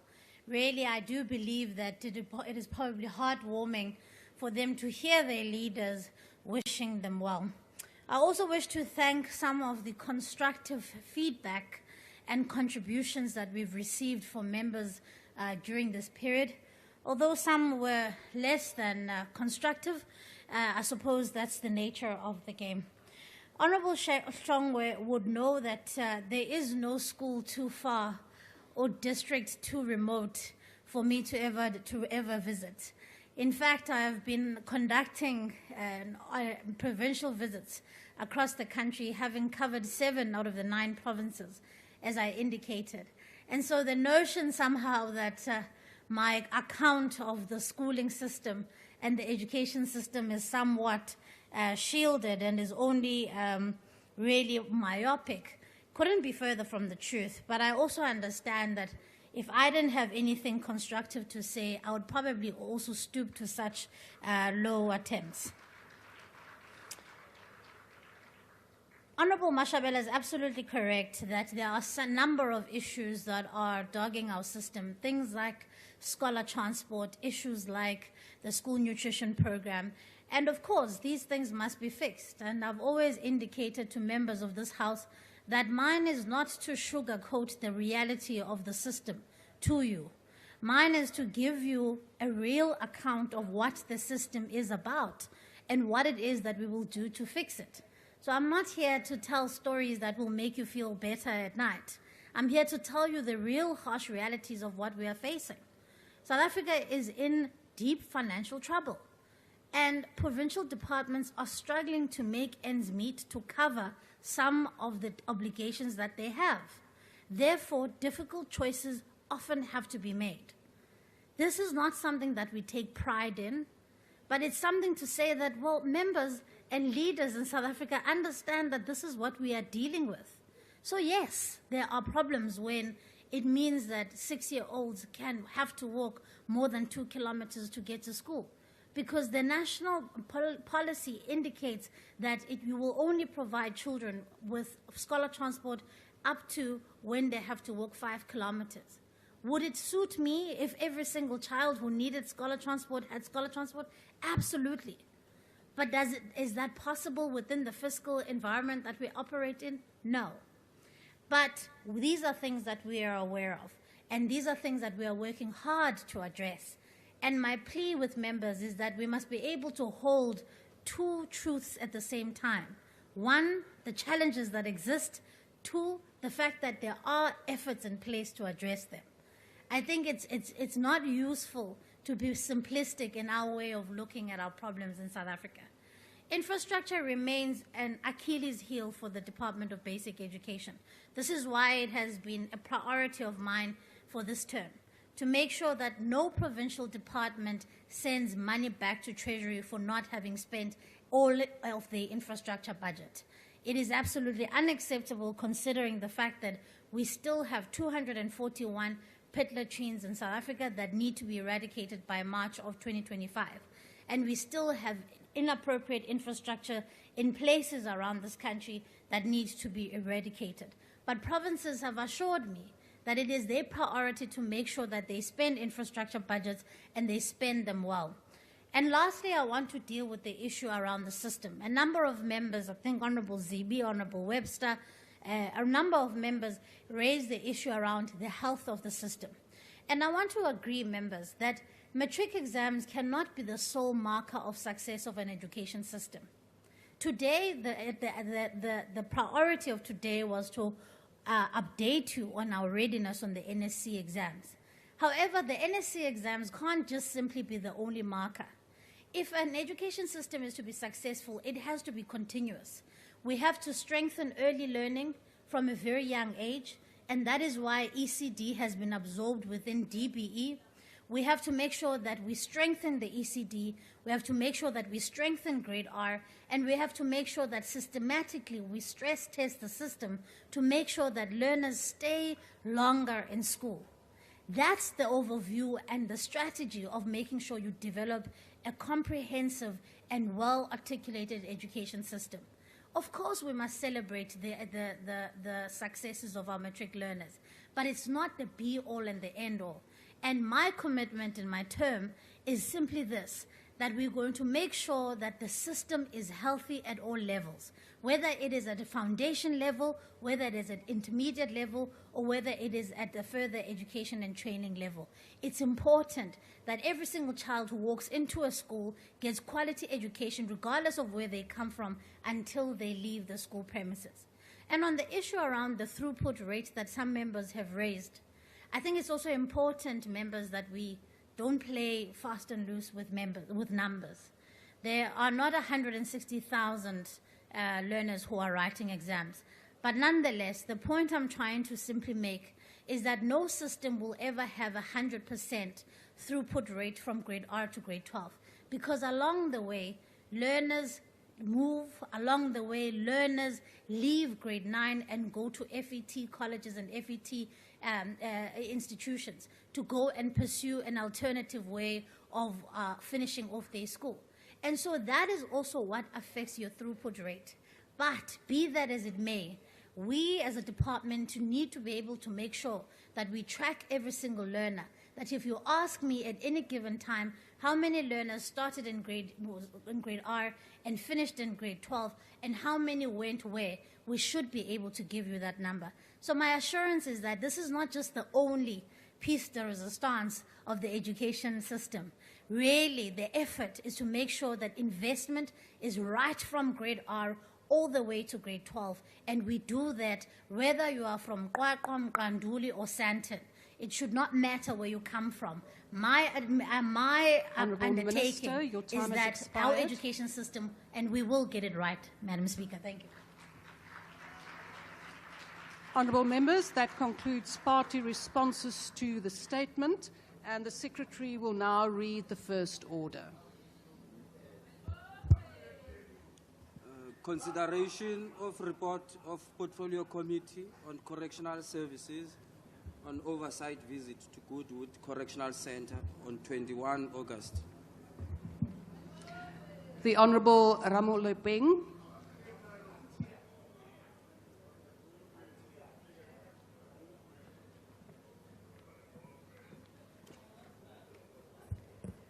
Deputy Speaker, Deputy President, members of the House, the Portfolio Committee on Correctional Service undertook an oversight visit to the Goodwood Correctional Centre on the 21st August 2024.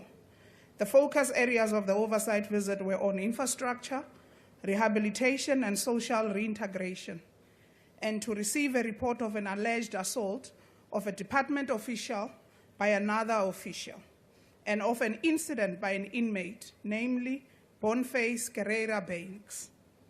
Goodwood Correctional Centre offers long occupational skills as well as short occupational skills, which includes sewing, fine art, vegetable production, painting, sewing, and entrepreneurial studies.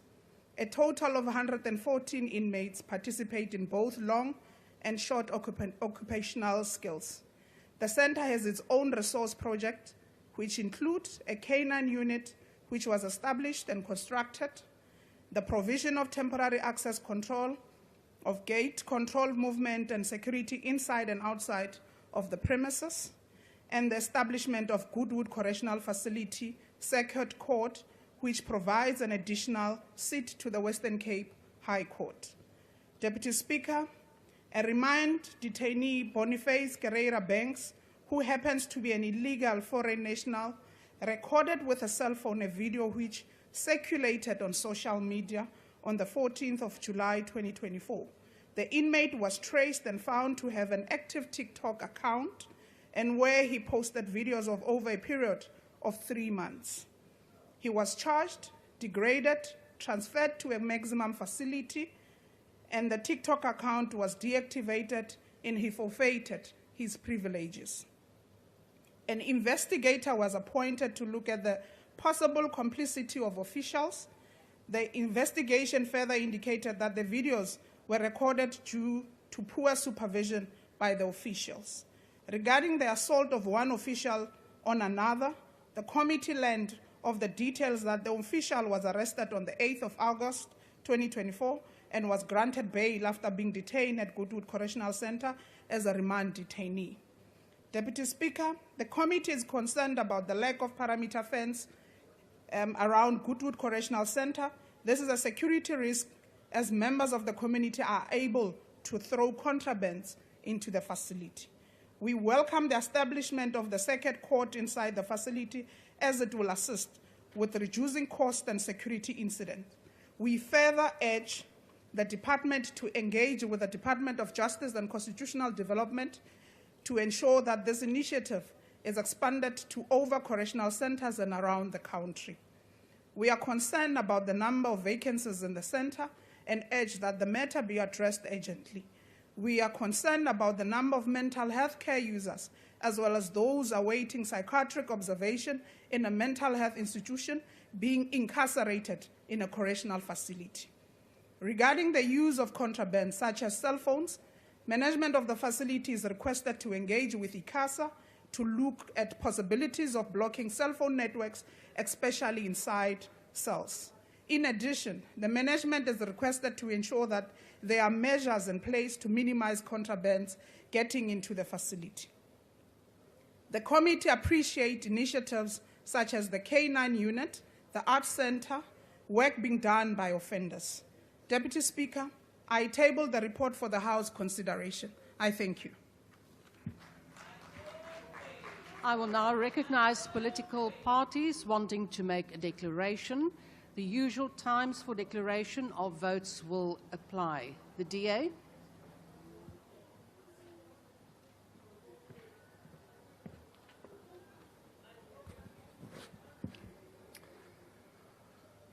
Honourable members, the Goodwood Correctional Centre, much like other facilities, faces severe overcrowding. At the time of our oversight, it was operating at 151% of its intended capacity, which is deeply concerning.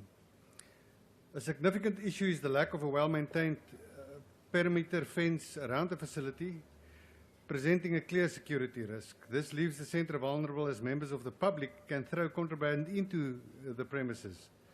Unfortunately, driving past the facility yesterday, I observed that the fence appeared to be in the same deteriorated condition as it was during our initial visit. Goodwood houses high-profile, high-risk inmates, including gang leaders, which makes security a priority. The introduction of a circuit court within the facility is a much-needed development. The Department of Justice would be urged to replicate this initiative at other correctional facilities in the country. One of the pressing concerns is the vacancies in critical positions that urgently need to be filled. The current ratio of officials to inmates remains alarmingly inadequate, impacting the efficiency and security of the centre. Although the CCTV camera system installed in Goodwood promises to enhance security, it was disheartening to discover that cameras were not operational during our visit. Since then, 177 of the 216 cameras were restored, with ongoing efforts to ensure full functionality of the system, which is encouraging. The findings from the security threat assessment conducted at the centre was particularly alarming.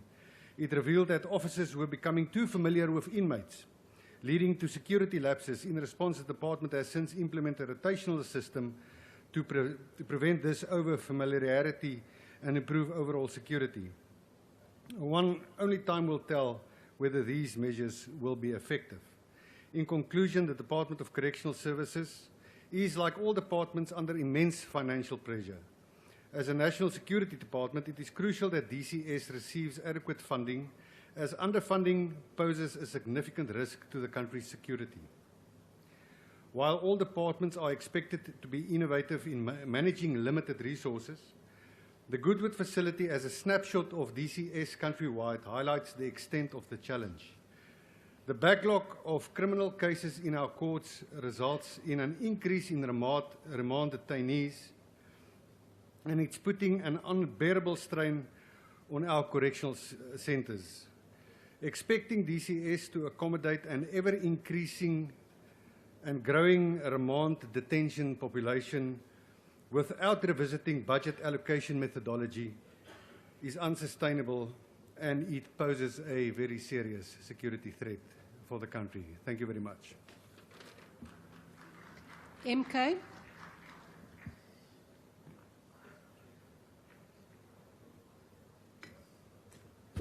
Thank you, Chair. The team of MK Party that was part of this trip does not have good news. They've recorded deplorable conditions. They've recorded shortage of beds, rampant use of cell phones for conducting criminal activity. The issues of contraband are just a common issue there. Shortage of prison warders. So in short, we reject this report because we think supporting it will condone a lot of wrongness. But today, Chairperson, on the 22nd of October 2024, today, I conducted a follow-up visit to a different place called Voorberg Prison here in the Western Cape as part of my ongoing parliamentary work.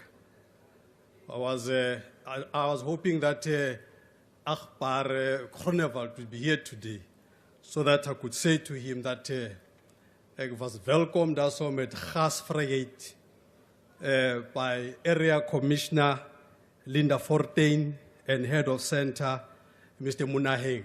That place, Akbar Groenewald, is ordentlik. Alles is reg daar so, except that there's not even one CCTV camera in that place. So it's a problem right there. But otherwise, the place is well run. During my tour, I met a person I once saw in the Namibia news, Urban Lombeni Shaumbako, whose name had surfaced in media reports concerning Pala Pala robbery at President Ramaphosa's farmhouse. Contrary to public belief and to Namibia news headlines, Urbanus is not serving time for the Palapala farm robbery, but for unrelated, cooked-up offenses, namely reckless driving, possession of unlicensed firearms, and defeating the ends of justice, all of which was discovered on some mysterious roadblock on some Sunday afternoon. He's serving a 20-year term.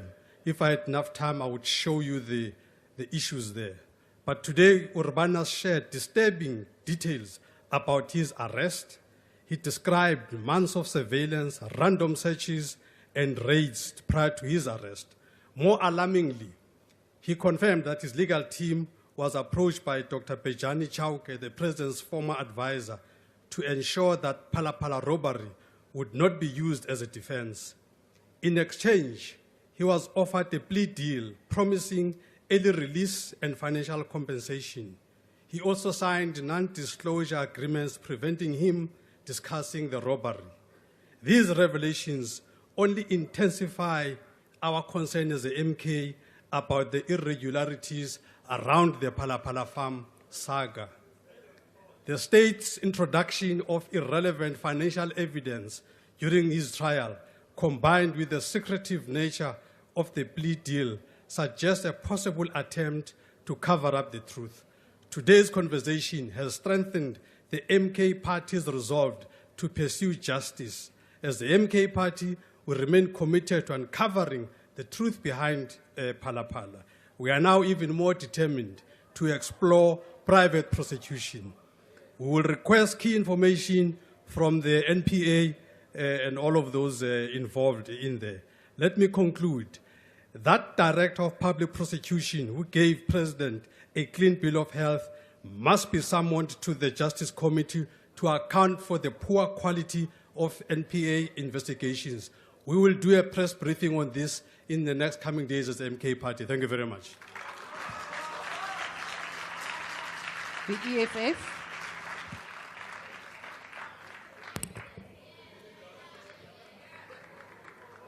Thank you very much, Deputy Speaker. I was part of the team of members that went to do oversight in this Goodwood prison. And in my entire life, I have not seen inhumane conditions worse than those ones at Goodwood Correctional Facility. Overcrowding in this facility is despicable, to say the least. It is currently sitting as 53%. That means 1/3 of the inmates either sleep on the floor or on top of the ropes that are tied between two beds to accommodate the third inmate. Goodwood, like most correctional facilities, are not spared of smuggling of contraband, particularly cell phones. Discovery of cell phones inside the cells is on the rise, and it's a cause for concern. The Boniface Kurara case took place in Goodwood, and the trend of TikTok videos made by inmates is a problem faced by many facilities, not just Goodwood Prison. We also know for a fact that these cell phones are used by gang leaders who are incarcerated to communicate with the gangs outside and even to give orders of hits to the enemies from and inside the jail cells. Minister are utlo tsenya di signal jamming machine. Mar ha re ba tshepe. Again, we know hore ba tlo di tsenya, mar instead of the signal jamming inside, go tlo jama machine ya teng. The question remains, why is the department not involving SAPS to thoroughly investigate who are the original owners of cell phones that are found in the cells? Perpetrators must be identified and exposed. What is so difficult to track such info? Why is the department complicit in this regard?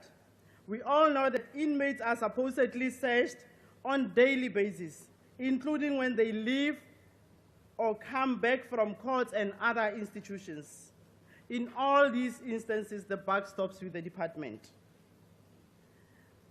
The center also shockingly has no perimeter fences around it, making it vulnerable for easy prison escape. It's like fielding a soccer team without a goalkeeper. Pathetic. The EFF rejects the report. IFP.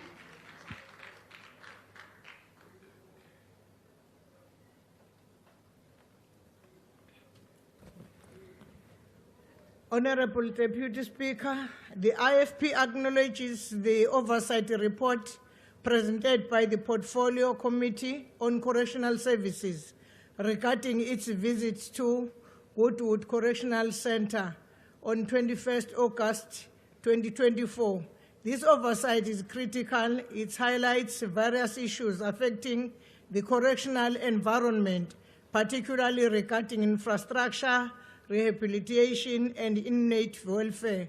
The IFP's commitment to justice, accountability, and the well-being of individuals, both offenders and officials, guides our perspective on this report. The presence of 85 mental health care users and 15 awaiting psychiatric observation within the correctional facility raises serious concern regarding the appropriate treatment and safety of these individuals. We strongly believe that mental health care users should not be housed in correctional facilities. We urge the Department of Correctional Services to explore alternative placement in appropriate health care facilities to ensure that these individuals receive the care they need. The report details 2 critical incidents, and both incidents underscore the need for improved oversight and accountability within the institution. We advocate for a thorough investigation into these incidents and the establishment of robust protocols to prevent such occurrence in the future. The IFP also supports necessary disciplinary actions against involved officials, enforcing the principles of accountability within correctional services. I thank you. PA.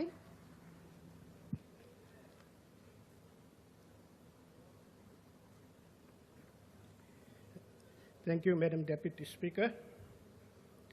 One of the biggest challenges that prisons face is overcrowding.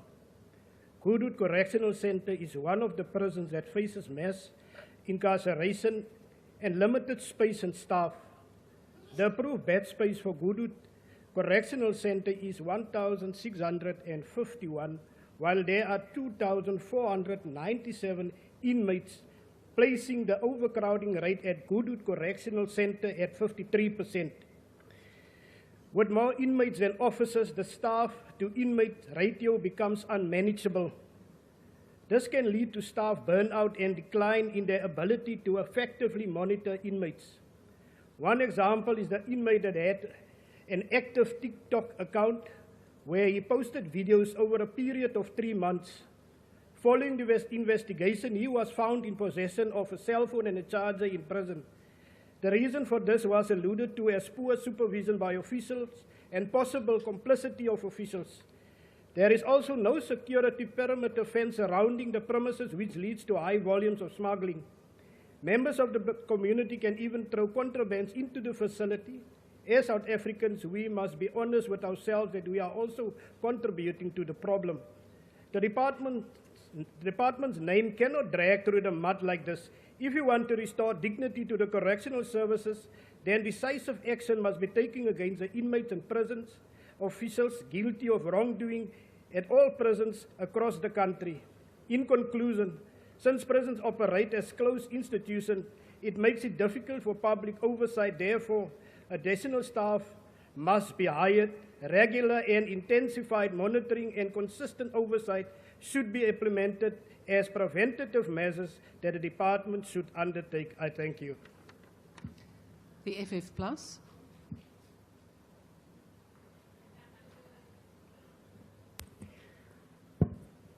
Thank you, Hanteering Speaker. There's no doubt that there's much to be done and many obstacles to overcome to get correctional services centres up to standard as institutions of detention and rehabilitation to ultimately ensure that our communities are safe. Onmeetbare skade is oor 'n tydperk van etlike jare aan hierdie fasiliteite aangerig, van binne en van buite. Dis duidelik aan die stand van baie van hierdie fasiliteite, soos die Goodwood gevangenis. Ek verwys ook natuurlik na agterstand in paroolaansoeke, soos die bykans 500 paroolaansoeke wat opgehoop het in die vorige 5 jaar. Dis duidelik aan die stand van hierdie fasiliteite soos dit tans daarna uitsien. Dis 'n groot skip hierdie voorsitter en dit gaan baie verg om hom om te draai, maar die minister het reeds gewys dat dit wel gedoen kan word. Minister Groenewald het nie net sy voorganger se agterstand van 495 aansoeke uitgewis nie, maar ook alle nuwe aansoeke reeds teen 3 Oktober vanjaar afgehandel. Dit bewys dat hierdie skip wel met harde eerlike werk omgedraai kan word. Daar is egter reuse golwe, groot struikelblokke soos oorbevolking in ons tronke wat dringend aandag sal verg. Die Goodwood gevangenis is met 53% oorbevolk. Hierdie fasiliteit het plek vir 1651 gevangenes, maar moet 2497 gevangenes huisves. Daar is ook reuse probleme soos die grensheining wat net eenvoudig nie bestaan nie.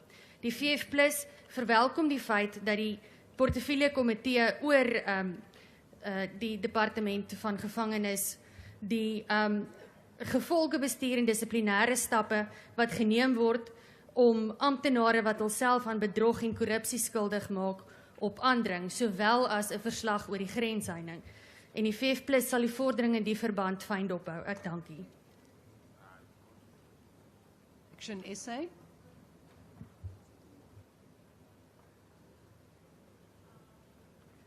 Thank you, Chairperson. We are doing extremely well. The words of an inmate at Goodwood Correctional Centre in Cape Town. The Portfolio Committee visited the centre to see just how well they are doing. What he posted on TikTok was indeed truth. Minister, Deputy Minister, as we walked through the corridors, an unsettling feeling of envy gripped my heart, probably because I realized that the offerings in prison could have been much rather utilized in our communities. Too much, too late.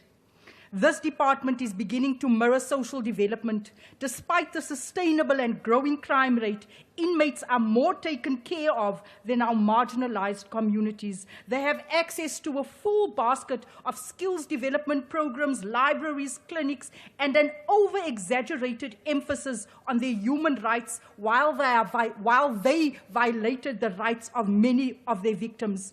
Undocumented foreign nationals who contribute to our overcrowding crisis are consulted on whether or not they want to return to their countries with an obvious no. This despite many of them being hardcore criminals and sentenced for crimes such as drug dealing and trafficking. It's time for prison to be prison again. South African taxpayers cannot continue paying for this slap on the hand kinder incarceration. So kan dit nie aangaan nie, Minister. Too much too late. We note this report with serious concerns. I thank you. The ACDP.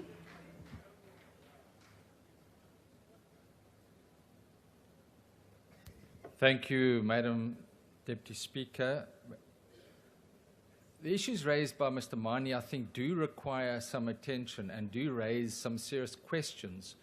And I think all of us, it's incumbent upon us to look into the issues which he raised in an oversight visit to a prison.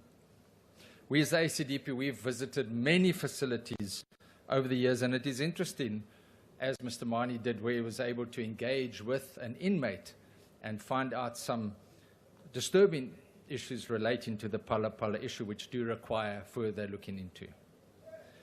Now, like so many other correctional services, Goodwood is extremely overcrowded, as other speakers have indicated. And we in the ACDP have always advocated that one should look to the remand detainees. Many of those people are innocent, rather than what is want to happen is that sentenced prisoners are given a reprieve, which in our view undermines the criminal justice system. It is equally concerning that of 305 of the remand detainees have a relatively low bail. 118 of these have a bail less than 500 rand. And if I was to ask you, what does it cost per day to incarcerate a remand detainee, it is almost 400 rand a day. So it just doesn't make sense, because when you have a low bail, it's often for a very trivial offense. And so, yes, the department has tried everything in its power using provisions of the criminal justice system to look into these remand detainees. but of the 298 applications to have the bail reviewed, only 8 were successful. And I think this is a matter of concern. The ACDP is also appreciative of the speedy attention that was given to the video of Mr. Born-Free Banks, how that was dealt with, the cell phone videos. And it is concerning that either officials were complicit or negligent. The ACDP will support this report. I thank you. Rise.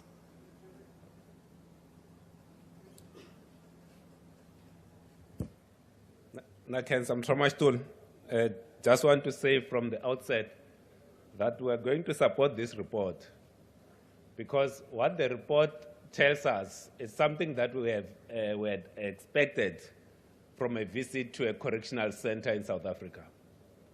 What we do know is the overcrowding of our correctional centers. But what's more worrying, and it should worry us most, is that we have categories of convicted criminals who refuse to be corrected. So when I was speaking to the Minister of Police, and as you know, around the Lusiki murders, one of the suspects actually conducted these criminal activities from a correctional center. And if there's something that we have to do, is to start treating the correctional centers not as a place where criminals get together to commit more crime and control what happens outside, but to pay back to society. And that's one of the things that this report, maybe it's lacking. But we also know, and I hope the Minister of Correctional Services will take this to heart, that there are a number of correctional service officials, the prison officials, that are turning a blind eye to this contraband, especially cell phones that are making their way into our prisons, and that's used to commit further crimes and terrorize South Africans who are living outside. But like I said, Mthamashton, rise mzansi, yayiseketela report le. Kensosne. Bosa.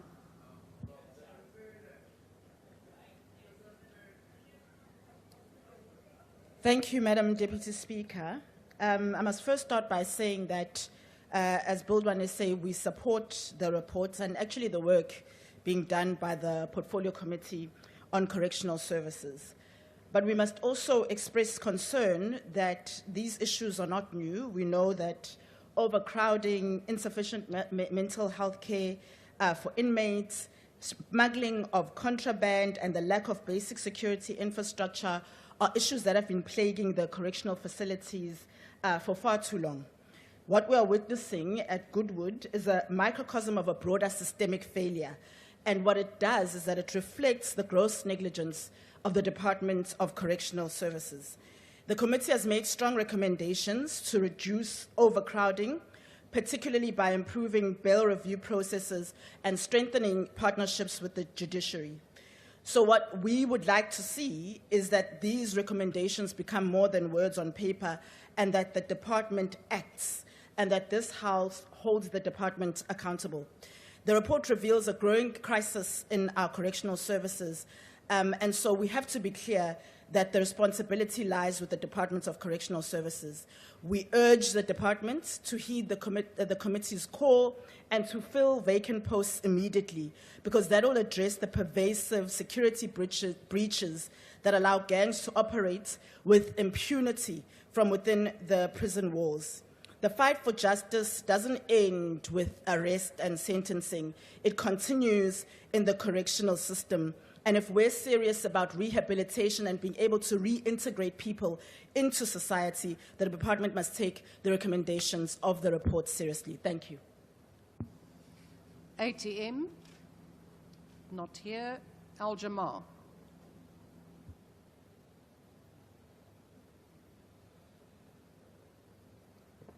Thank you, Honourable Speaker. I'm not sure why everybody seems so stunned about the conditions that we're finding in prisons. It's something that has been happening for many years. Having worked in the NPA as a state advocate, prisons was overflowing then already. It was already considered a Holiday Inn. So the Holiday Inn has just increased. And it's just become more lucrative business with inside these prisons. We duly note the reports and feedback of the Portfolio Committee and the concerns raised. However, if our Parliament, of the seventh Parliament, if we don't get our act together, and if we don't consider recommendations, and if we don't put down timelines, we're going to continue sitting with these problems. Put down timelines as to when you're going to rectify the situation that we are facing, and maybe we'll get somewhere. Let's not go 5 years from now and still sit with the same problem, if not more exacerbated problem. Thank you. NCC, not here. PAC, not here. UAT, not present. Good, not present. ANC.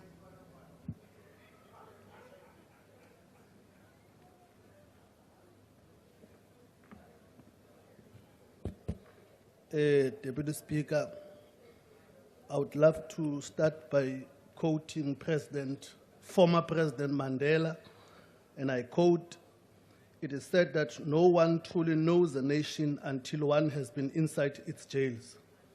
A nation should not be judged by how it treats its highest citizens, but how it does with its lowest one."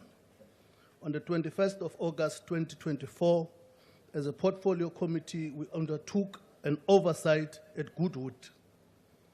The issue of contraband in correctional centers, it's very serious. Regrettably, it's persistent. One example, the issues of inmate Boniface. But I must say, Madam Speaker, we are particularly pleased to see some of the rehabilitation programs conducted by the department. The democratic government of the African National Congress have ushered in a paradigm shift in prisons to advocate rehabilitation to be in the center of correctional services. We also must appreciate the establishment of a circuit court within the center of Goodwood, which was built and offenders was used to build that court. This report is tabled during the month of October, which is a mental health awareness month. The objective of not only educating the public about mental health, but also to reduce the stigma and discrimination that people with mental illness are often subjected to. We are concerned about the number of mental health patients, as well as those awaiting psychiatric observation in mental health institutions, being incarcerated in correctional centers. These categories of inmates should not be incarcerated at correctional service facilities. It is very unfortunate that the Action SA speaks about prisons, that we must go back to prisons, whilst they were part just a week ago that we visited prisons like Jose Mampuru, where we visited a UNISA hub, and most of those in that hub were doing very well with rehabilitation. Some holding master's degrees, they got into the prison, got into correctional centers with matric, they are living with master's degrees. We've got 2 that have PhD degrees. It is also unfortunate, Madam Speaker, that MK Party opted not to speak to the report of Goodwood, but rather tell us about their visiting their friends and what was the outcome of the specific people that they tend to visit. As the ANC, we support this report of the committee. I thank you. Honourable members, I now recognise the Honourable Chief Whip. Thank you very much. Madam Deputy Speaker, good afternoon to you and honourable members. May I then propose that the report be adopted? Thank you very much. The motion is that the report be adopted. Are there any objections? Honourable Member. Yes. The MK Party, the future of this country, is objecting. The objection of the MK is noted. Honourable Member of the EFF. Deputy Speaker, Please register the objection of the EFF. The objection of the EFF is noted, and with those objections, the motion is agreed to. The Secretary will read the second order.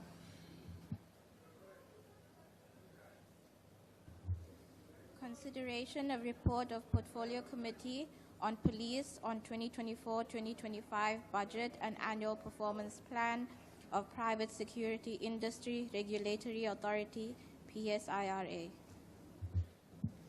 I now call on the Honourable Cameron.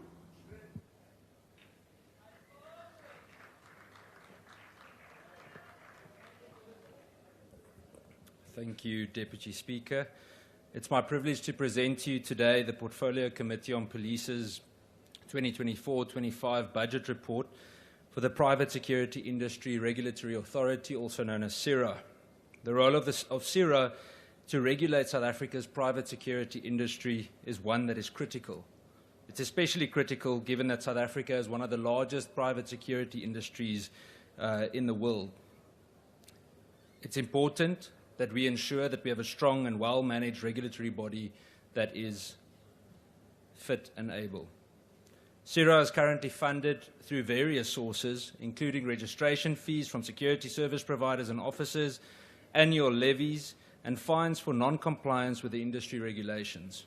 These funds enable PSIRA to uphold certain standards, regulate the industry, and ensure that security practices align with national safety goals and legal requirements. For the current financial year, the committee recommends that PSIRA focus on the following three key points. The first one is the employment of foreign nationals by private security service providers should seriously be stopped and looked into. Second, the involvement of private security service providers in extortion. And then the exploitation of private security guards, particularly regarding unfair remuneration, poor working conditions, and issues with UIF and pension funds. Additionally, we would like to urge the Minister of Police to address and assist with the remuneration of security guards employed by government departments. The committee extends its gratitude to the Minister of Police, Deputy Ministers of Police, and the board and management of the Private Security Independent Regulatory Authority for their productive engagements during the 2024-25 budget hearings. We look forward to continued collaboration and ensure a well-regulated private security centre. Thank you. I will now recognise political parties wishing to make a declaration. The usual times for declaration of votes will apply. The DA.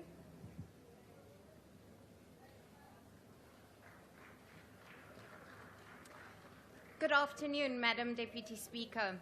The role of PSIRA in South Africa is critical in ensuring that the private security industry operates in a professional and ethical manner. This is becoming increasingly important as these entities often have to fill gaps and assist civilians that the overstretched SAPS cannot attend to ensure that we live in a safer society. In fact, Madam, more security officers were registered in South Africa in 1 year than all of the police officers currently employed by the SAPS. PSIRA's 2024-25 budget and annual performance has both its welcome developments and its concerning failures. That its performance over the years in ensuring that thousands of security companies are licensed and monitored to ensure a high level of compliance within the industry has been well received. Moreover, PSIRA's annual performance has shown some positive trends, with a decrease in security breaches and incidents reported across various sectors. This indicates that PSIRA's efforts in monitoring and regulating the private security industry are bearing some fruit, resulting in a safe environment for businesses and individuals. However, there are also some areas of concern regarding PSIRA's performance, and the fact that the authority has received a qualified audit opinion has highlighted several challenges that need to be addressed as a matter of urgency. The regulator itself has raised concerns about government departments not paying security service providers adequately and often at a lower rate than the minimum required. The authority raised this as a major concern and has published pricing guidelines in an effort to mitigate these issues. Unfortunately, due to certain tender requirements for government procurement of security services, more often than not, these companies that receive the tenders do not follow correct procedures and pricing structures, and subsequently, the guards standing on the front line receive a lower rate of remuneration than required. We urge the Minister of Police to address the unfair payment of guards employed by all government departments. Abuses of tender processes work at the expense of hard-working citizens who want to be gainfully employed. The growth of unregistered security firms within the sector is one of the primary obstacles hindering the industry. To protect the integrity of the private security industry and ensure the safety of South Africans as a whole, PSIRA must enhance their efforts to find and punish dishonest operators. It is essential for PSIRA to improve its transparency, accountability, and efficiency to ensure that it will fulfill its mandate effectively and contribute to a safer and more secure environment for all its stakeholders. Another key issue is the lack of transparency and accountability within the organization's operations, with reports of corruption and misconduct amongst some of its officials. This casts a shadow over PSIRA's credibility and raises questions about its ability to fulfill its mandate effectively. In March 2024, PSIRA conducted an unannounced visit to the David Kruiper local municipality in Uppington. Upon inspection, they found that only 11 of the 33 security officers employed at the municipality were correctly registered with the authority. To date, this matter has sadly not yet been attended to, and no fine has been served on the municipality for failing to comply with the Act. Increases in PSIRA's budget do not necessarily translate to improved services or outcomes, as mismanagement and efficiencies within the organization can still hinder its performance. Without proper oversight and government's mechanisms in place, additional funding will not lead to tangible improvements in PSIRA's operations. In conclusion, while PSIRA's 2024-25 performance has some welcome and positive aspects, there are also significant challenges that need to be addressed as soon as possible to ensure that the entity does all within its power to ensure that their hard work and commitment translate not only into an unqualified audit in its next financial year, but a tangible improvement in its key performance areas. The Democratic Alliance therefore supports the adoption of this report. I thank you. MK.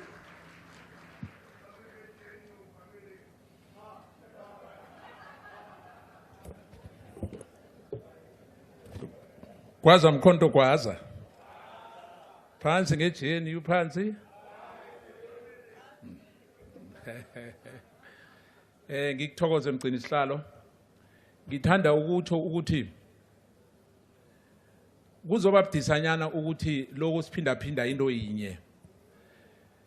Mongabuyela ku2011 masikhuluma ngendaba yePSIRA le. Ngabogadi abagadako. Abanye babantu bagadwa ngiwo amagadi lawo njengoba sila. Niza kukhumbula ukuthi iPSIRA inama price yawa regulator. Njengoba some of my colleagues bakhulumile nje ukuthi uma kubhalelwa uhulumende ukomplya ama-government department asabhadala ama-security companies imali encancane edlula lena eya-legislature la iparliament. Now uyazibuza ukuthi umthetho lo bazowugandelela njani kusomahwebo abasijameleko. Uma ama-department khulukazi ominister nababakhona la bayayazi into engikhuluma ngayo le akusiyinto ejani. And akufuneki ukuthi siphindaphinde into yinye.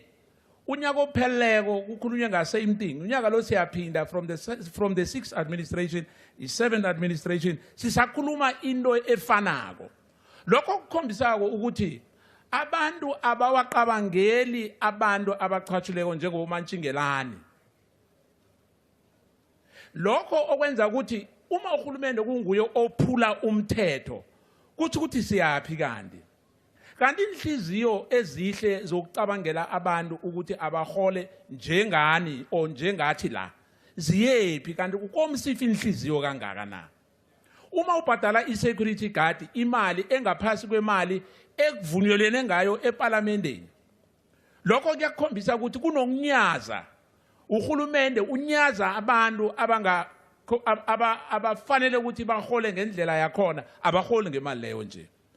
Bazakhumbula ekomitini esihlala kiyo, ubaba uChawuke usinikezile ibudget yakhe. Webe watsho nokuthi ama-office abahlala kiwo njenganje abakawaliza abawakoloti. Mara mina ngiyanibawa ukuthi uma kuthi uhulumende wabantu akhe sicabangele abantu, singabi nenhliziyo ezimbi, singabi nenhliziyo ezinkulu, ngoba umthetho siyawazi, amahuluphelo wabantu siyawazi. Asingenzi ngathi namhlanje sesijikile, ngoba namhlanje niyazi ukuthi ama-security adlula amapolisa. Ngoba Minister uzakhumbula ukuthi sikhulumile ngento le ku-portfolio committee. Sikhulume ngento eziningi khulu, mara into ejabhisako la. Sijabhisa ukuthi sikhuluma kuphela, unyaka ozako noho siyokuthola ama-department masenza ama-findings. Angakhoni ukubhadela ama-security company, azokhona ukubhadela abantu imali afanele ababhadele yona. Ngiyakubawa Minister, ngqongqoshe ngikubawa kakhulu ukuthi akungafani nalabo abanye abadludlulako. Abadlulako bakhulume baze baphuma. Uzakhumbula ukuthi ubheka icele, singakhuluma njalo, bayabuza ukuthi ubani. Ubheka icele ube wakhamba, abhalelwe ukwenza into ekuvunyelene ngayo la eParlamenteni. So ngithi ukuthi asingaleya mala ni. Asingathengiselani sibhaye isikhathi ukuthi sibe two-faced.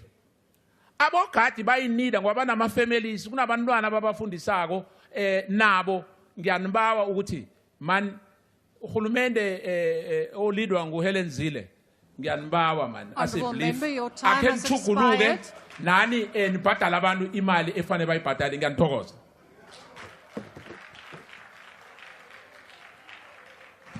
EFF.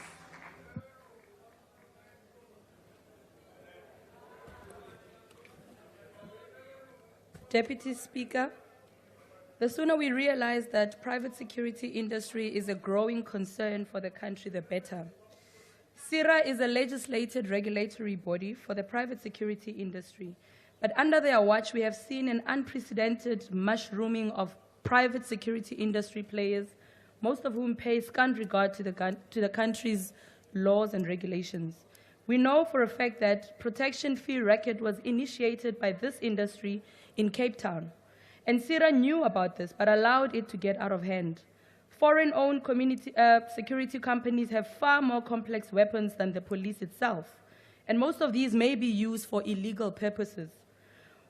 One of PSIRA's business functions is compliance and enforcement, which aims at ensuring that the industry players operate and comply with regulations and standards and take appropriate action where violation happens.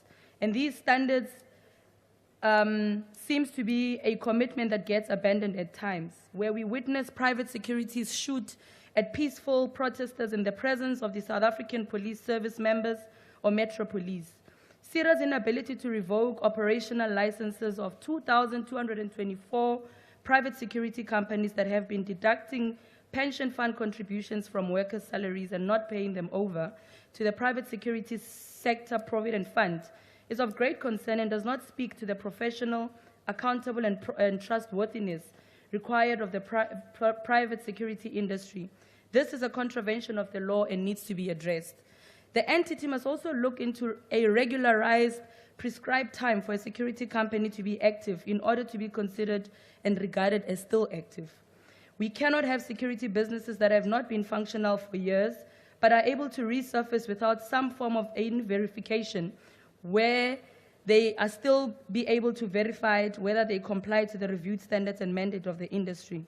It is rather disappointing to note that of the 165,836 security officers registered in the 2023-2024 financial year, 70% of them are males and only 22% accounts to be females.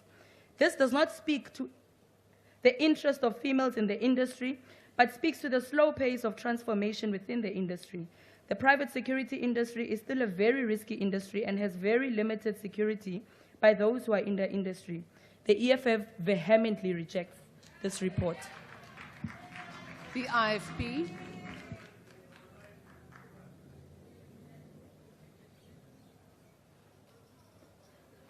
Thank you, Deputy Speaker.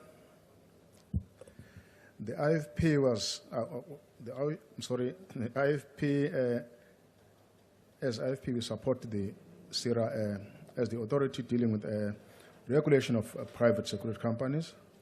We have noted that some security companies do not pay a living wage to their security officers or guards, and at times they even don't pay them in time.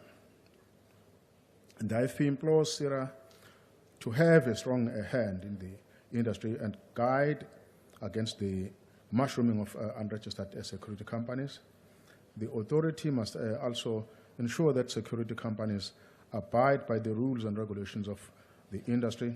PSIRA must be thorough in the screening of security companies, as some officers are found to be furthering their criminal activities in the security companies. Currently, PSIRA has a membership of 5,000 registered companies. They employ about 300,000 security officers. Despite progress, challenges persist. Corruption is eroding the trust. We are concerned with foreign security companies employed to guard our national key points. Although we support PSIRA, the state must have a strong hand on the security of national key point areas. We do not want to be dependent on foreign security companies for the security of our country.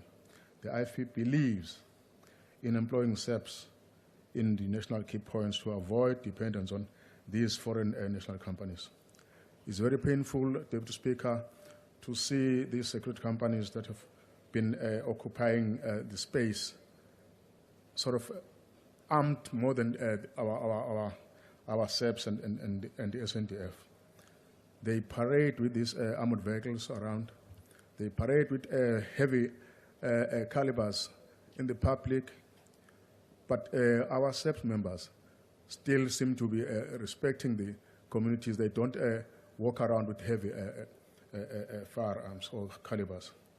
We should actually be seeing the very same PSIRA as an authority having a stronger hand on trying to regulate on how these companies should behave.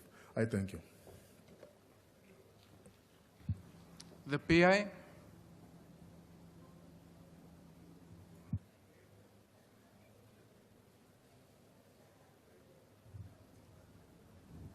Our Chairperson, there is no declaration from the PA. Thank you. Thank you. FF Plus.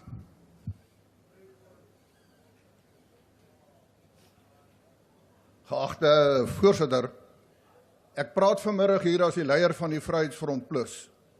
Of course, it is necessary to have a body like PSIRA to ensure that the private security industry is regulated. It is disturbing to see in the report, for instance, that there are members from private security industry who are involved in extortion.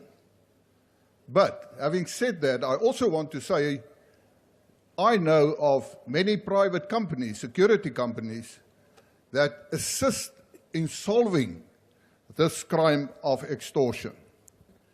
Die feit van die saak is dat in Suid-Afrika het ons vir elke operasionele polisiebeampte 3 beamptes in die private sekuriteitsbedryf. Ons weet dat Suid-Afrika se misdaad 'n ernstige probleem is.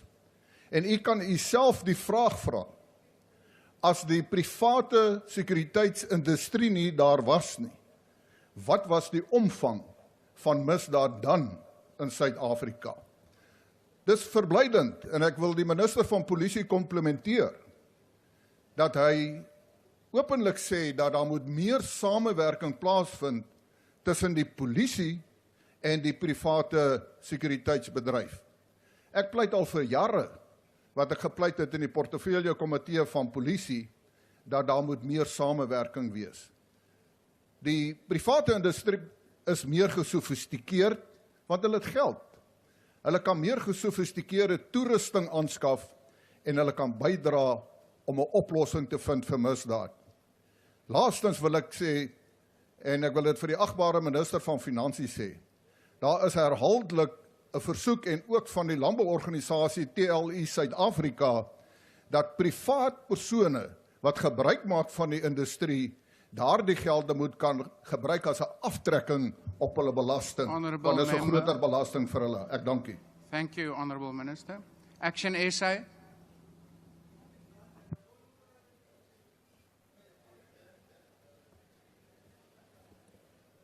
Thank you, Chairperson. Many security companies battle to comply with existing regulations, leading to issues such as illegal operations and unregistered security personnel. Instances of corruption and unethical behavior continues to undermine public trust and the effectiveness of services. Also, a lack of proper training and development impacting service quality and effectiveness, the rapid evolution of crime, including organized crime and cybercrime, poses a serious challenge for the private security sector to adapt and respond effectively. In conclusion, effective collaboration between private security companies and police remains a challenge, compromising overall safety and security efforts.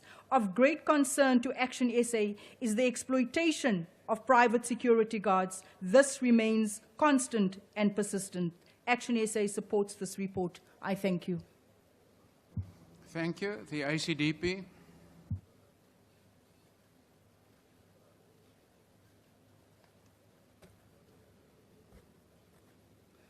House Chairperson, South Africa is ranked 7th out of 193 countries on the Global Crime Index, according to recent data on organized crime.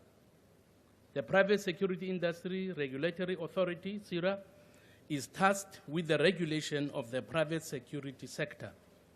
On Wednesday of the 7th of August, the regulator announced it had suspended the registration of Militars Day Security Services, the training company behind the illegal Libyan military camp in Mpumalanga that saw 95 Libyan nationals arrested in July.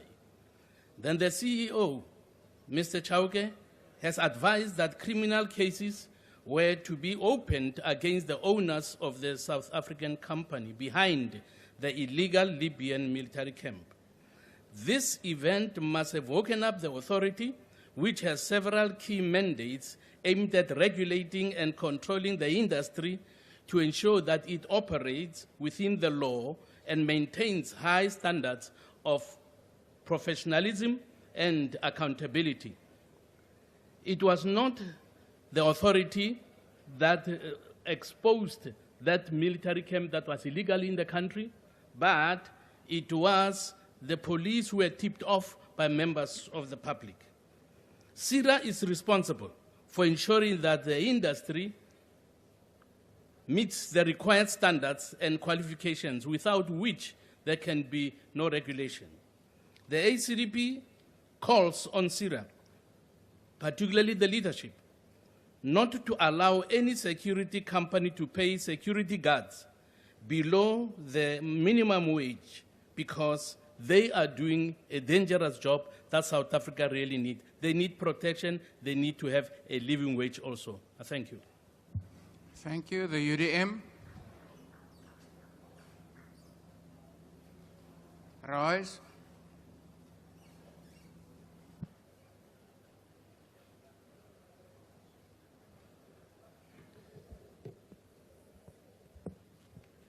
Councillor Mtramashtul.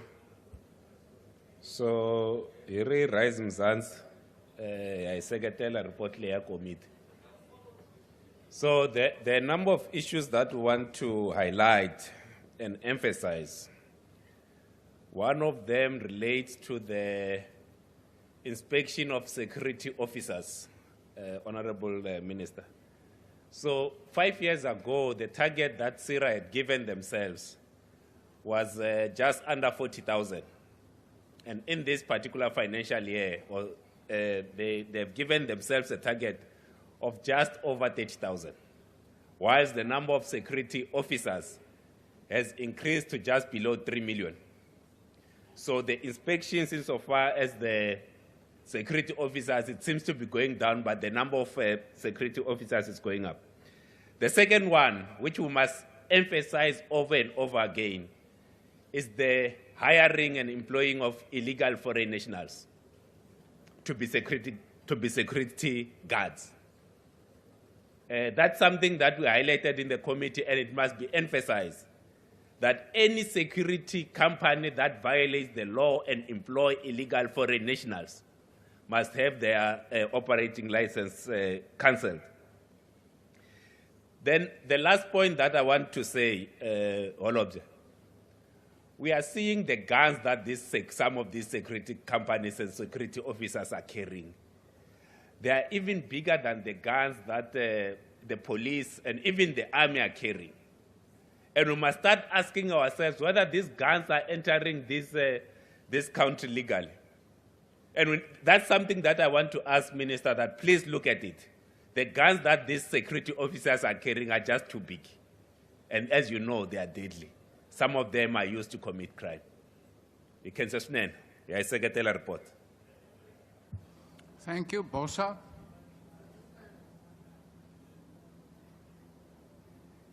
The ATM. Al-Jamar. Thank you, Speaker. No declaration. Thank you. The NCC. The PAC. The UAT. Good. The ANC.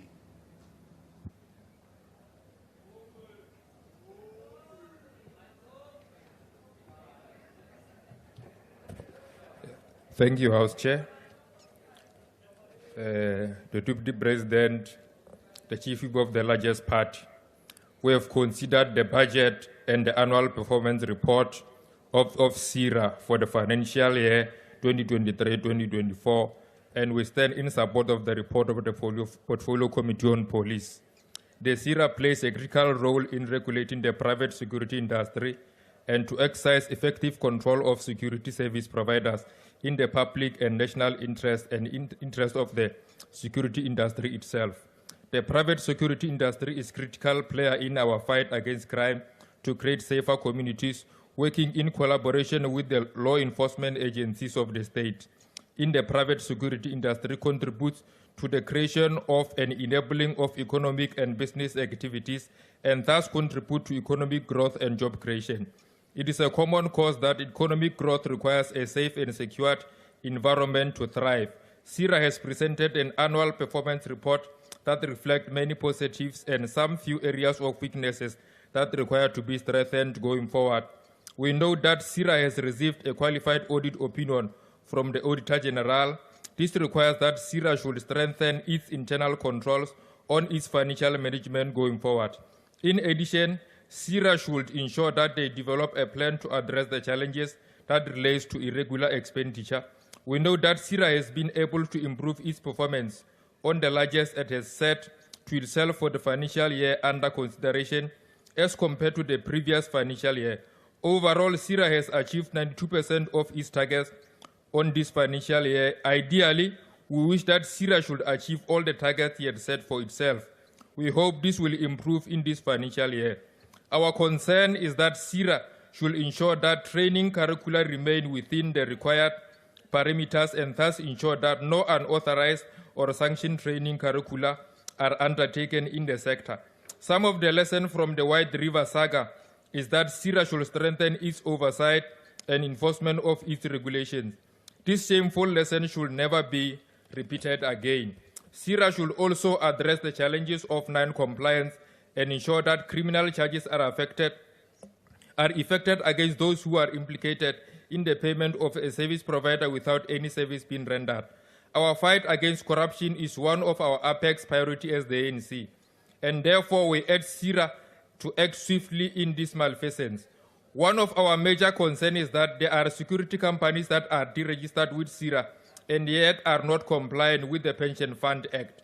This is a serious concern because these companies are stealing the future finances of their employees. As a portfolio committee, we shall pay much attention to this matter and requires update for PSIRA on how they are dealing with those companies that are not complying with the Pension Fund Act.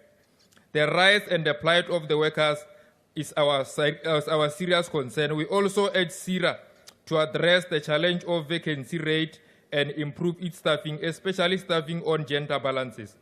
We reiterate the recommendations of the committee that PSIRA should enhance its enforcement mechanisms to ensure training providers strictly adhere to the required standards. Routine inspection and audits of training curricula should be carried out, with non-compliance addressed through penalties or revoking of licenses.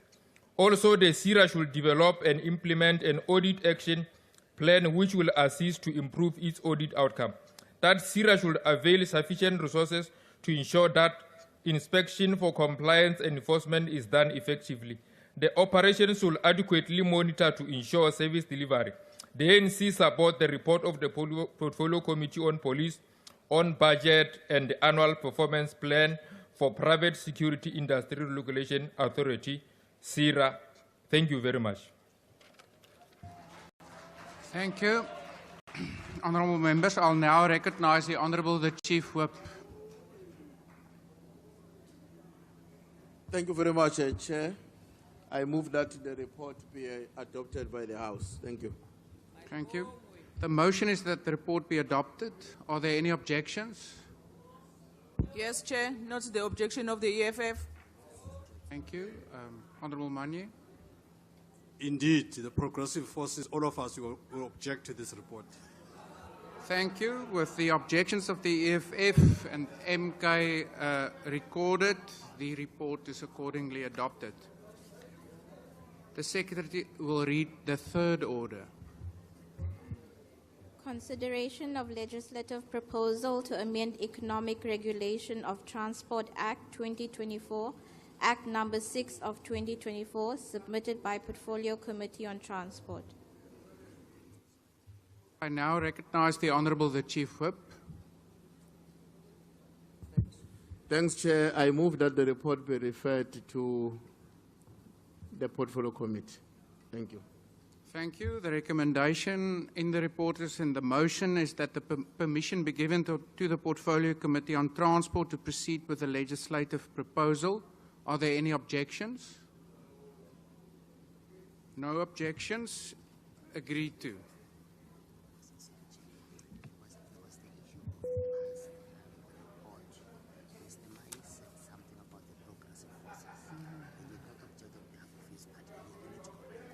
Okay.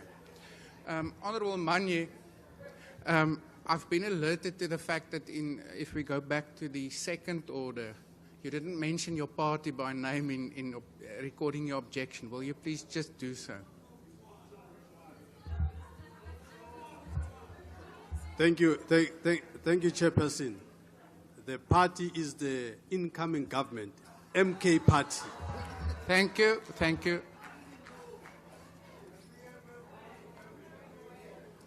We now come, honourable members, to motions without notice. Does any member of the ANC wish to give a motion without notice?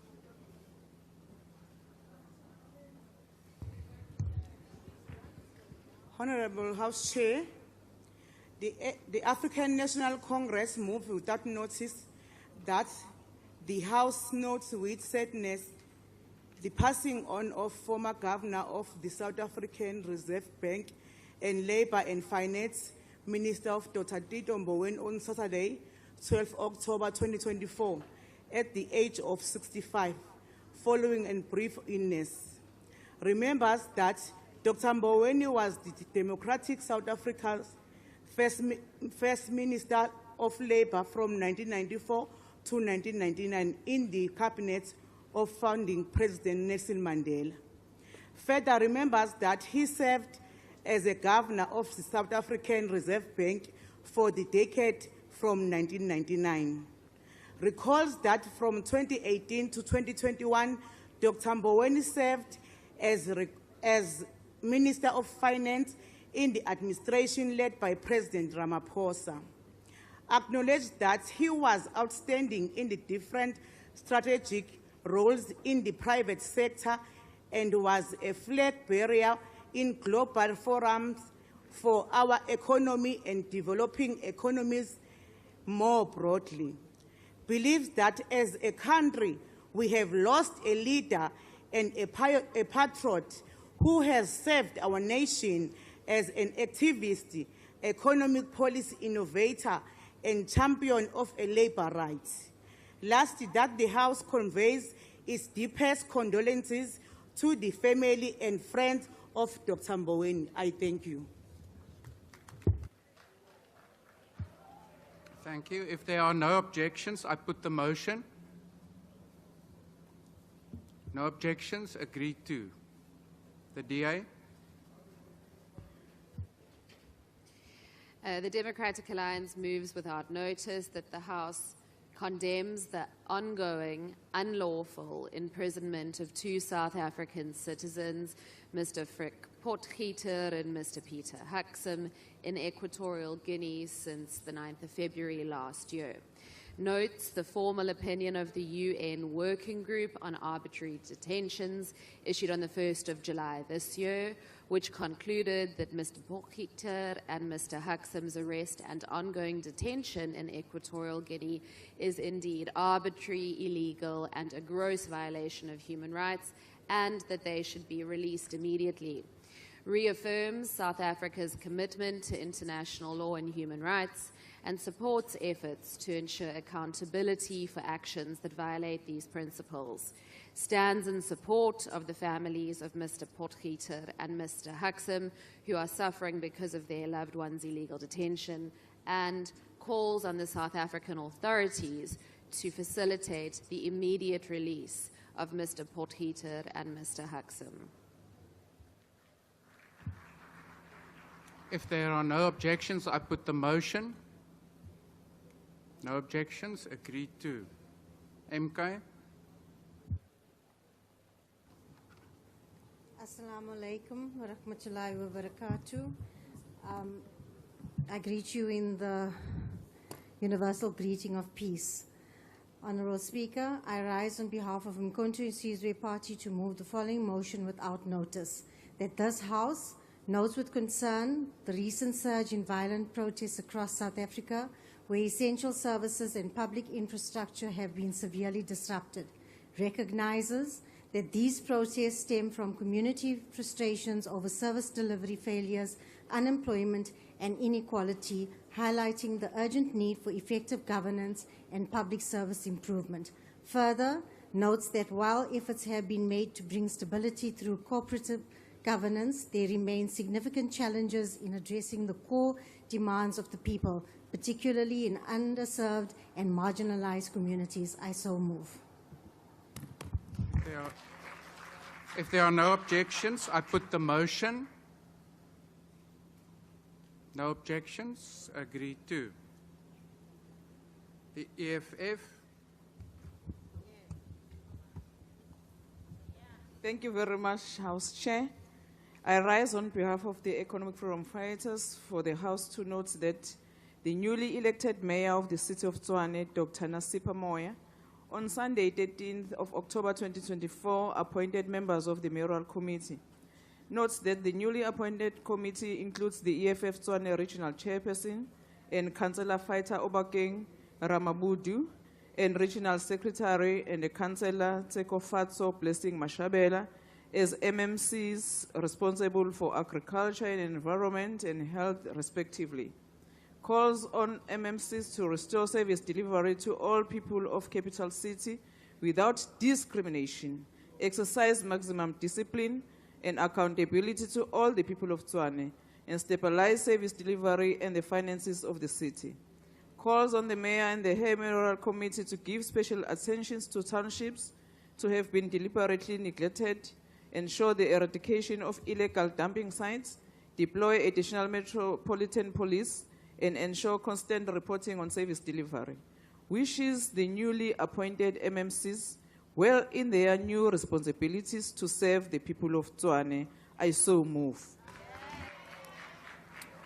If there are no objections, I put the motion. House Chair, the DA objects. Thank you. There are objections. Honourable members, this motion will be converted to a notice of motion. The ANC.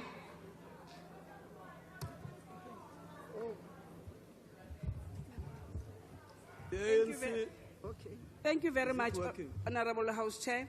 The African National Congress moves without notice that their House commends the South African women's cricket team Proteas for reaching the final of the International Cricket Council Women's T20 World Cup 2024 in Dubai. Although they lost to New Zealand by 32 runs on Sunday, 20 October 2024. Recalls that on the way to the final, the Proteas thumped the defending champions Australia by 8 wickets in the first semi-final. Understand that it was a double disappointment to the Proteas having lost last year's final to Australia in Cape Town. Acknowledges that it was not South Africa's day, but the passion and heart shown by the Proteas women team on the world stage with always them winners. And thank everyone and every supporter around the globe who rallied behind the Proteas women team. I so move. If there are no objections, I put the motion. No objections, agreed to. The IFP. Thank you, House Chairperson. The IFP move without notice that this House condemns the mass killings in Lusikisiki and Nijana village located near Mthatha. That this House notes that a total of 25 people lost their lives in the recent mass shootings. That this House welcomes the arrest of 6 individuals in connection with the Lusikisiki incident. That this House acknowledges that residents in the area are living in fear.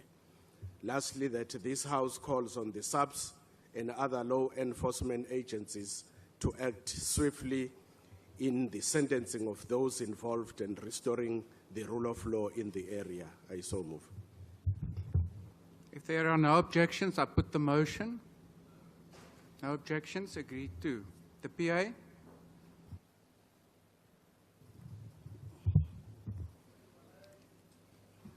Honourable House Chair, the Patriotic Alliance move without notice that the House commemorates the 7th birthday of Jocelyn Smith on the 23rd of October. Further note that the case into a disappearance convened in the Vrydenburg Magistrate Court on the 21st of October. Notes that the Magistrate Court has transferred the matter to, of the 3 accused, Kelly Smith, Jaquin Apollos, and Stefano Ryan, to the Western Cape High Court for pre-trial conference on the 31st of January. Further notes that the state withdrew all charges against the 4th accused, Laurentia Lombard, who became state witness against the 3 other accused. Acknowledge that according to the interdict, Kelly Smith communicated plans to sell her children as far as back in August 2023. The indictment further states that on the day of the disappearance, Jocelyn got into a white vehicle with her mother and drove away, and hasn't been seen since. Expressed that South Africa, we seek closure on whether Jocelyn is alive or not, and we hope that the ongoing judicial processes will provide us with closure sooner than later. I thank you. If there are no objections, I put this motion. No objections, agreed to. The FF Plus.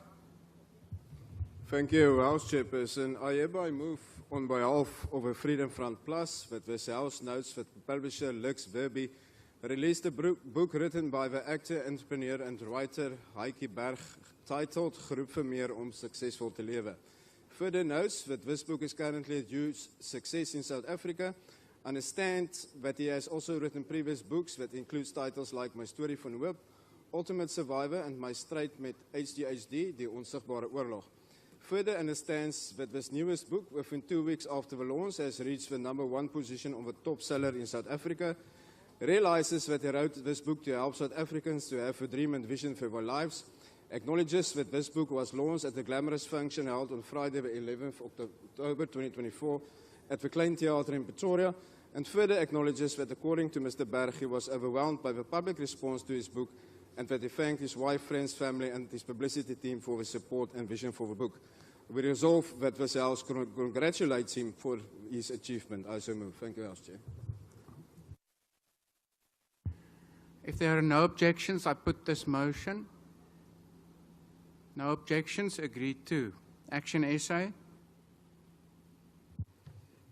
Thank you, Chair. I, Lerato Mikate Kongobeni, on behalf of Action SA, move without notice that the House notes that South Africa faces a severe crisis of illegal immigration driven by a lack of sufficient resources, weak border controls and enforcement, exacerbated by rampant corruption and mismanagement within the Department of Home Affairs, and the widespread abuse of our immigration laws. Acknowledges that this crisis demands urgent and decisive action to overhaul our immigration system and restore the integrity of our borders. Notes that tomorrow, the 23rd of September 2024, concerned and patriotic South Africans will gather in Pretoria from 8 a.m. to 1 p.m. to petition the government to take immediate action against the failures of our current immigration regime. Recognizes that every effort must be made to protect our country from the clutches of criminal syndicates involved in human trafficking, drug smuggling, and illicit trading, which exploit the weaknesses in our immigration system. We so move. I thank you. If there are no objections, I put this motion. No objections, agreed to. The ANC. Thank you, House Chairperson. The ANC moves without notice that the House notes with sadness the passing on of former Labour Minister and the African National Congress veteran, Member TC Mdladlan, on Friday, the 18th of October 2024, at the age of 72, acknowledges that he served as a Labour Minister from 1998 until 2009. Further acknowledges that he also served as an ambassador of South Africa in Burundi and High Commissioner of South Africa in Canada.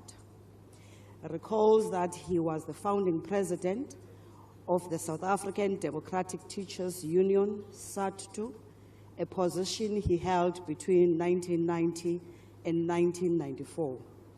Further recalls that he was elected as a member of parliament in 1994 and has contributed to the drafting of the Bill of Rights. Remembers him as a disciplined politician and an educationist of note, and conveys its deepest condolences to the family and friends of Mr. Membatisi Mdladlan. I so move. Thank you. If there are no objections, I put this motion. No objections, agreed to. The ACDP. Thank you, House Chair. On behalf of the ACDP, I move without notice that the House 1 congratulates Glenrose Kaba, the South African 10-kilometer national champion who made history by winning the Sanlam Cape Town Marathon this past weekend in a record time of 2 hours, 22 minutes and 22 seconds.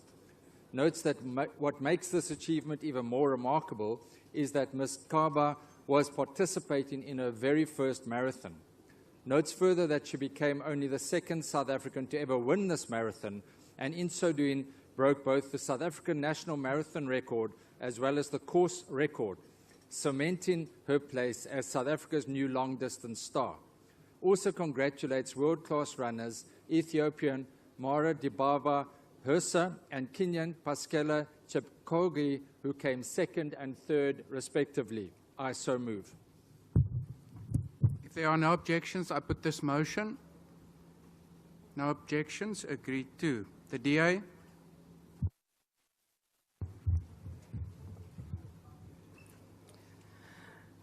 I, on behalf of the Democratic Alliance, move without notice that this House notes with grave concern the critical state of the South African infrastructure, particularly the severe backlogs in transport, energy, water, and telecommunications that are actively hampering economic growth in the job creation. Acknowledges that the current infrastructure crisis threatens national economic security. It has resulted in loss of potential investment opportunities and has directly impacted the daily lives of millions of South Africans. Recognizes the urgent need for immediate intervention given that the infrastructure spend remains far below the NDP's targeted 30% of the GDP. The critical projects remain stalled due to funding constraints, and the private sector stands ready to participate in infrastructure development. Calls for the fast-tracking of the critical infrastructure projects and further calls on emergency measures to facilitate private sector participation and solving solutions to address the project stoppages. I so move. We reject, as EFF, what you were doing during your time when you were a national party. Thank you. With that objection noted, the motion will be converted to a notice of motion. The MK. Thank you, House Chair. I rise on behalf of Umkhonto weSizwe Party to move the following motion without notice. That this House considers the integration of the National Prosecuting Authority into the Chapter 9 institutions to enhance its independence and accountability. That this House considers the removal of the magistrates and district courts from the Department of Justice and places them under the office of the Chief Justice to improve judicial oversight and operational efficiency. These steps are critical for reinforcing judicial independence and ensuring that South Africa's legal institutions serve the public interest without fear, favor, or prejudice. I so move. If there are no objections, I put this motion. Honourable Dagmore, the ANC objects. Will you just read it into the record, please? Objection, Chair. Thank you. With that objection, honourable members, this motion is to be converted to a notice of motion. The EFF.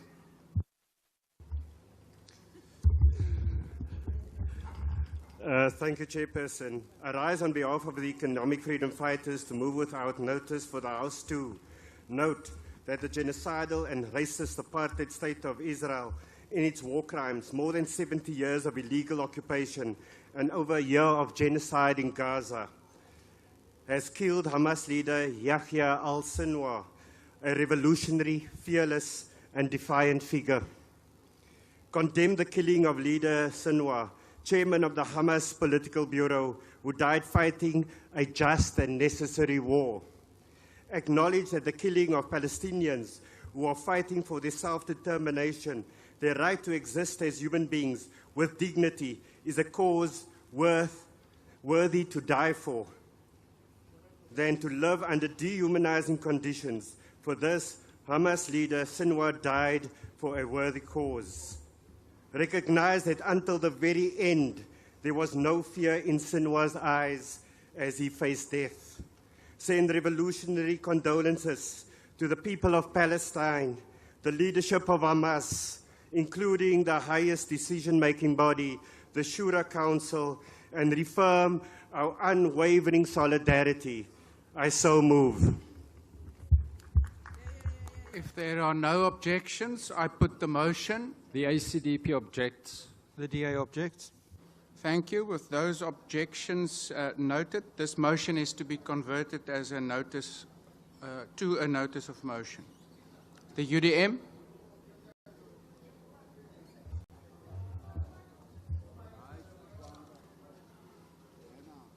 The United Democratic Movement moves without notice that the House notes that on 19 October 2024, 5 family members were gunned down in their home in Pichi village outside Mthatha. 2 weeks before this incident, 6 community patrollers were shot dead and 4 others were injured in Kodini, Qumbu. Further notes, these 2 horrific incidents follow after a mass killing where 18 family members were shot dead in Gobozana village in Lusikisik on 27 September 2024. One of the alleged murderers of the 18 victims, Siposo Kolo Miyegeto, spent 21 years in jail for murder before being released on parole in July last year. The UDM urges the Department of Correctional Services to rethink the release of prisoners of Schedule 6 offenses such as murder and rape to avoid more crime, as the stats shows that between 86% and 94% of convicted criminals reoffend after leaving prison, meaning that the prevalent pattern of criminal behavior persists. Condemns the use of illegal firearms, which perpetuates the ongoing violence and mass killings taking place in the Eastern Cape and across the country.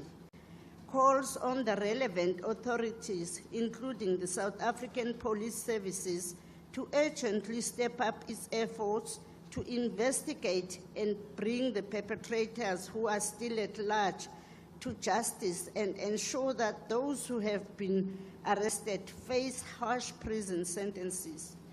Further calls for collective efforts from community members and traditional leaders to work with authorities towards creating safer communities, and for the government to provide psychosocial support services to all the affected families.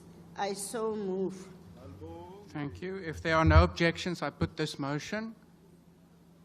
No objections, agreed to. The ANC.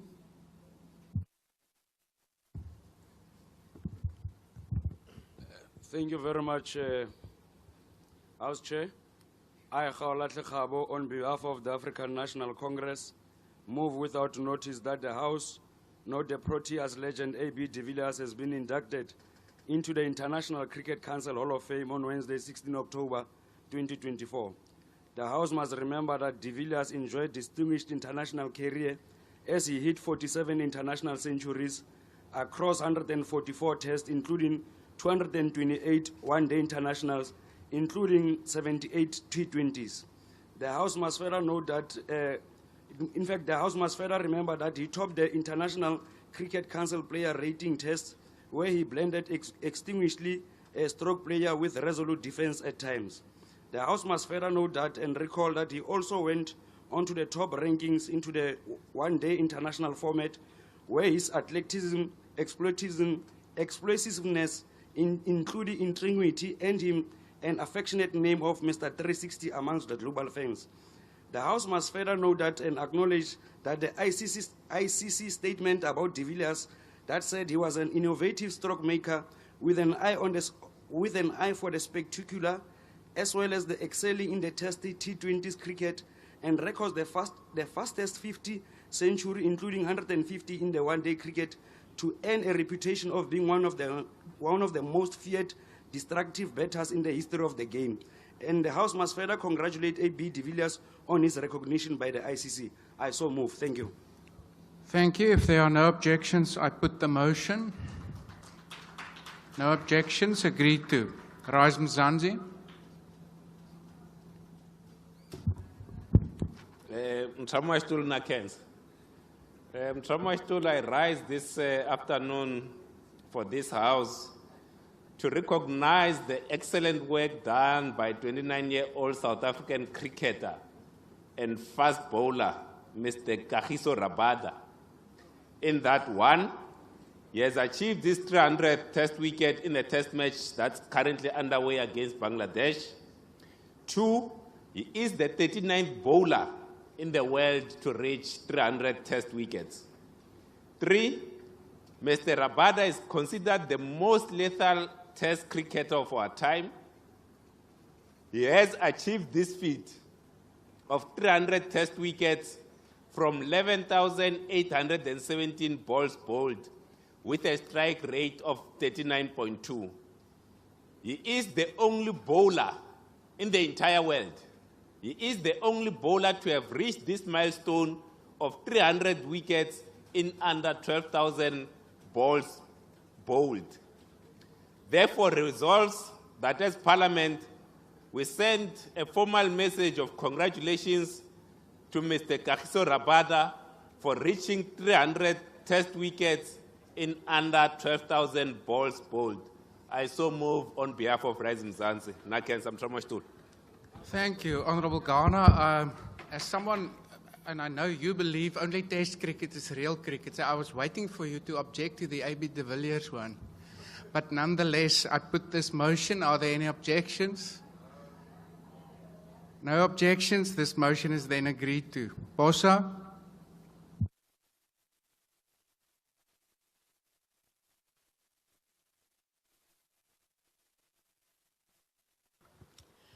Bill 1 South Africa moves without notice that the House notes with profound sadness the passing of Pastor Ray McCauley, a renowned evangelical leader and founder of Rhema Bible Church, a giant in faith and beloved figure in the South African Christian community. That the House recognizes his immense contribution in reconciling South Africans of diverse backgrounds and his influence on countless presidents, spiritual leaders, and communities through his humble, powerful, stimulating, and spiritually uplifting sermons. That the House acknowledges the profound impact and contribution he had on the hearts and lives of many as his sermons carried messages of hope, faith, and resilience. That the House expresses its gratitude for his legacy, which will continue to inspire generations to come, and sends its deepest condolences to his family, friends, and all those whose lives he touched. I so move. Kobongwa Namaqhawe. If there are no objections, I put this motion. No objections, agreed to. The ATM?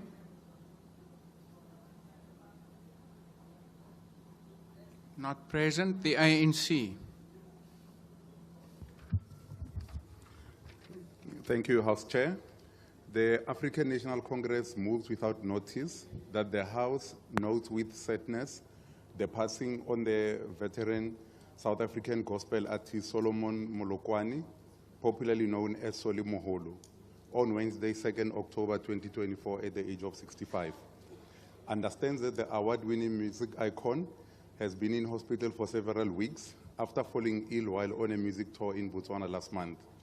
Recalls that Soli Moholo rose to fame in the early 2000s and became a household name in South African traditional gospel music. Further recalls that he was known for his hits such as Dipopesal Dance, Ke Letsatsi la Bofelo, Tsoha Jonasi, and many others. Believes Soli Moholo has left an indelible mark in the industry with his soulful gospel music and energetic live performances, and extends his condolences to the family and friends of Soli Moholo as well as the music fraternity. I so move. Thank you. If there are no objections, I put this motion. No objections, agreed to. Al-Jamaa. Thank you, Honourable Chair. Al-Jamaa moves without notice that the House notes the 39th commemoration of the Trojan horse killings of 3 youths and injuring of several others on the 15th of October 1985 by members of the Apartheid Security Police. Recalls that in 1985, the infamous orange railway truck drove down Thornton Road in Belgravia Estate in Athlone, Cape Town, during the heightened unrest against the oppressive regime. Further recalls that hidden in crates at the back of this railway truck were members of the Apartheid Security, South African National Defence Force, and railway police armed with lethal ammunition. Further notes that the decoy truck at the time symbolized the oppressive regime and was therefore stoned by angry youth. Realizes that police opened fire without warning and did not make use of tear gas. Further realizes that 3 young people were killed on that day, namely Jonathan Klassen, 21, Sean Mahmoud 15, and Michael Miranda 11, believes that to this day no one has been found guilty of this cold-blooded murder, and that the families of the victims of the Trojan horse deserve justice, and it acknowledges this as a deliberate attack approved by the highest levels of the apartheid regime. I so move. Thank you. If there are no objections, I put this motion. No objections, accordingly agreed to. The DA.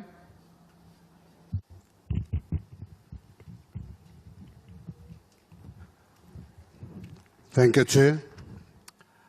Mr. C.J. Poole moved without notice that this House knows that with great excitement that the DA-led Western Cape continues to receive great audit outcomes by the Auditor General.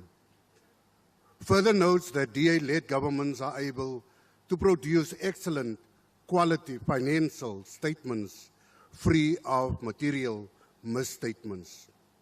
Acknowledges that the 20 of the 34 municipalities in the Western Cape received clean audits for the 2022-2023 financial year.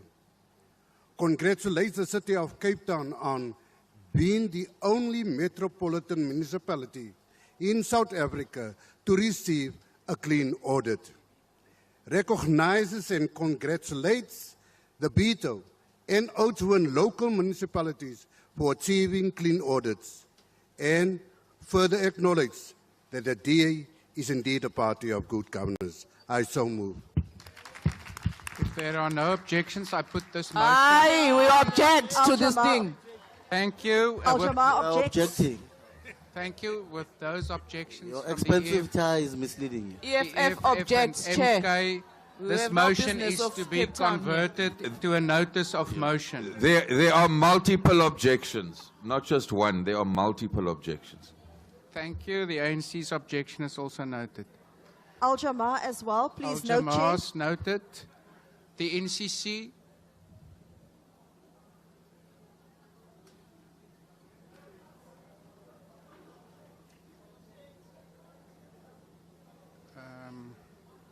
If not present, then we move on. The ANC.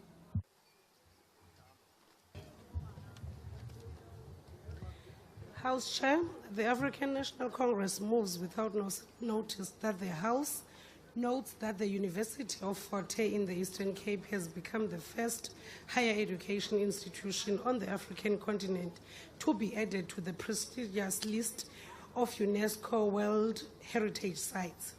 It further notes that this honor follows the 46th session of the UNESCO World Heritage Committee held in New Delhi, India this month. It remembers that UFH, which is University of Fort Hare, is one of the 14 interconnected locations spread across 4 South Africa provinces that have been inscribed as the Human Rights, Liberation and Reconciliation Nelson Mandela Legacy Sites. It acknowledges that according to UNESCO, these legacy sites reflect events linked to the long struggle against the apartheid state. It believes that the UNESCO recognition brings to light the crucial role Fort Hare played in shaping the trajectory of South Africa and contributing to the broader struggle for justice and equality. And it congratulates the University of Fort Hare on being added to the prestigious list of UNESCO World Heritage Sites. Thank you. Thank you. If there are no objections, I put this motion. No objections, agreed to. The PAC, not present. The UAT, not present. Good, not present. The MK. Thank you, Chairperson. I rise on behalf of Umkhonto weSizwe Party and the people of South Africa to move without notice that this House urgently address the ongoing water crisis affecting communities in the Northwest, Eastern Cape, and KwaZulu-Natal provinces. We express deep concern regarding the situation in Kgabalatsane Northwest, where despite the development of infrastructure over 4 years ago, residents have yet to receive clean and reliable water. Instead, the community relies on costly water tankers, often delivering unsafe water sourced from local rivers, compromising public health. This lack of service delivery has sparked violent protest, but the municipality has failed to provide sustainable solutions. We therefore call on the relevant authorities to urgently intervene, ensuring the provision of clean and safe water to Kgabalatane and other affected communities, upholding their constitutional rights. I so move. If there are no objections, I put the motion. No objections, accordingly agreed to. The DA.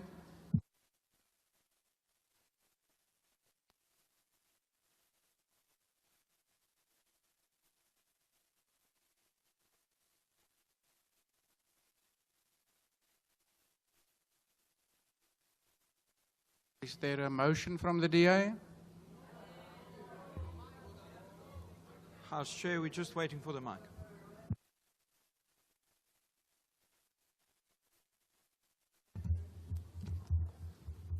Try again, this works. I hereby move on behalf of the Democratic Alliance that this House, 1, notes that the President has called for deregulation in the labour market in order to enhance job creation. Further notes that the President has also requested each ministry to investigate legislation within their jurisdiction with regard to removing any hindrance to job creation. Notes further that the employment situation on expanded definition is at 41% unemployment in South Africa. Notes further that the Department of Employment and Labour ought to urge each ministry to expedite such an exercise and to collate the offending legislation and regulations as soon as possible. Also notes that once this is done, that these offending regulations and legislation be brought to the attention of the public. So move. There are no objections. I put this motion. Thank you. With that objection noted, this motion will be converted to a notice of motion. The ANC. Thank you, House Chair. The African National Congress moves without notice that the House notes that on the 31st of October, the Hindu community celebrates one of the biggest and most important festivals for Hindus, the festival of Diwali, which holds a deep cultural and religious significance as it celebrates new beginnings in the Indian culture. We further note that the Diwali is popularly known as the Festival of Light. The most significant spiritual meaning is the awareness of the inner light and symbolizes the victory of good over evil and knowledge over ignorance, and extends its well wishes to the Hindu community during their celebrations. I so move. Thank you. If there are no objections, I put this motion. No objections, accordingly agreed to. Honourable members, that concludes motions without notice. The last item on the order paper is notices of motion. Does any member of the ANC wish to give a notice of motion? Thank you, House Chair.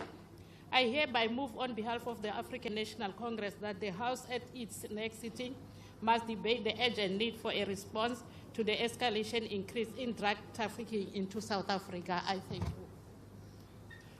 The DA. Thank you, House Chair. I hereby move on behalf of the Democratic Alliance that at its next sitting, this House debates the role sustainable tourism plays as a driving force of job creation, economic growth, and development. I so move. MK.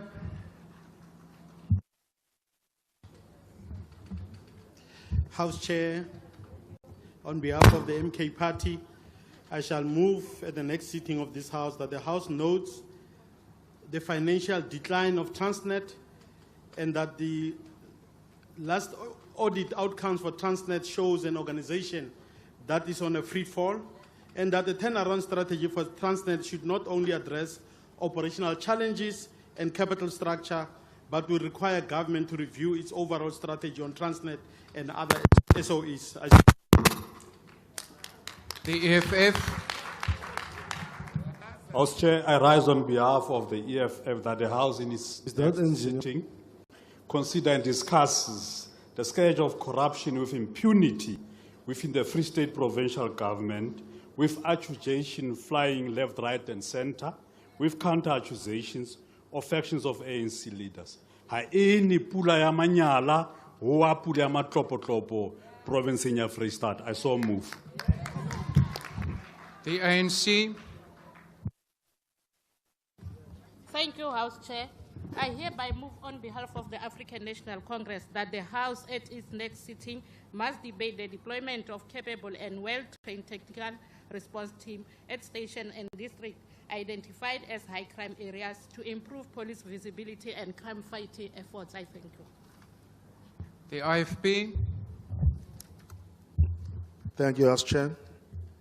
On behalf of Inkatha Freedom Party, I hereby give notice that I shall move at the next sitting of this House, that this House debates the pressing concern over the water crisis in South Africa. I thank you. The PI. House Chair, I hereby give notice that on the next sitting day of the House, I shall move on behalf of the PA that the House debates unfair labor practices, including exploitative hiring practices by employers, conditions of workplaces in dilapidated buildings, non-compliance of employers with the provision of the National Minimum Wage Act, non-compliance of employers with the Basic Condition of Employment Act, non-compliance of employers with Section 56 of the Unemployment Insurance Act, non-registry of employers with the Unemployment Insurance Fund, the Compensation Fund, and hiring undocumented illegal foreign nationals. I so move. The FF Plus. Thank you, House Chairperson. I hereby give notice that at the next sitting of the House, I will move on behalf of the FF Plus that the House debates the crisis created by sewage flowing freely into our drinking water sources due to poor service delivery and poor maintenance of infrastructure on local government level. I so move. Action SA. Nothing on our side. Thank you, Chair. The ANC.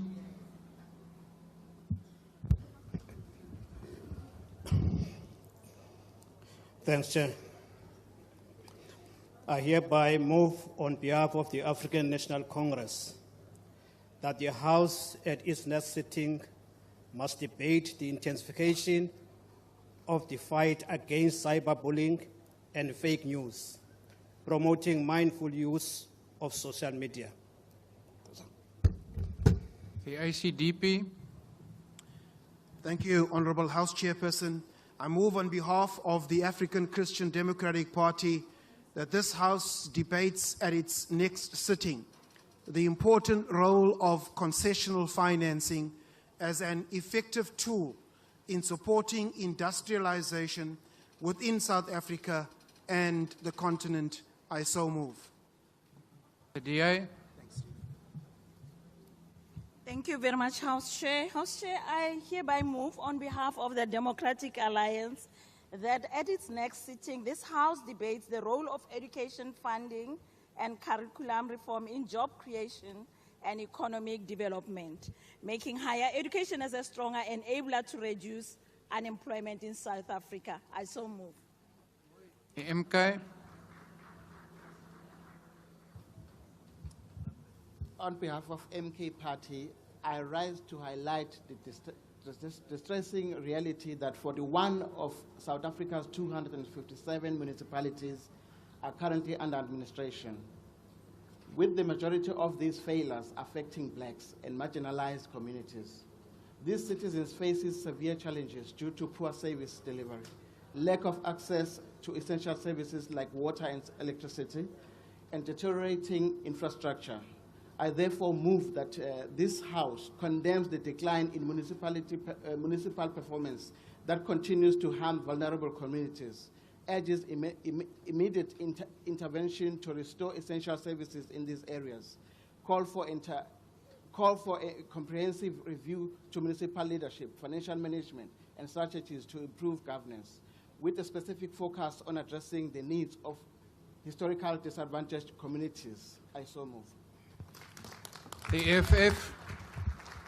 Thank you very much, House Chair. I move on behalf of the EFF that in its next sitting, the House should discuss the unbearable conditions that employees posted to South African missions abroad are subjected to in relation to the inability to use the GEMS medical aid, where they are expected to pay for medical care and claim later from the medical aid or fly to South Africa in order for them to access medical care. Thank you.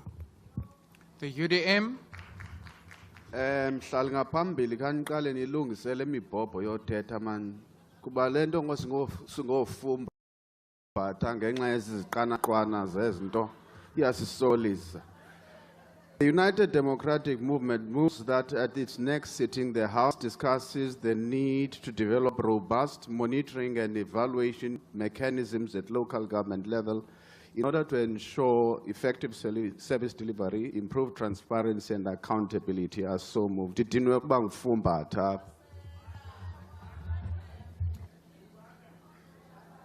ANC. Thank you, House Chair.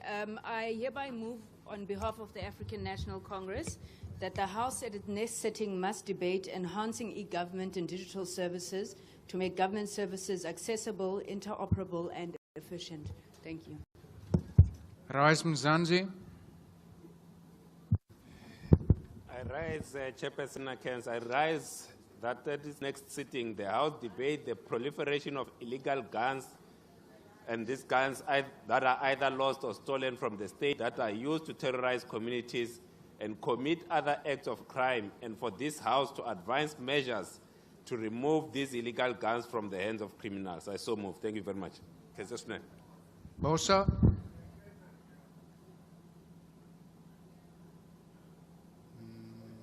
No motion from Bosa. ITM. The ANC.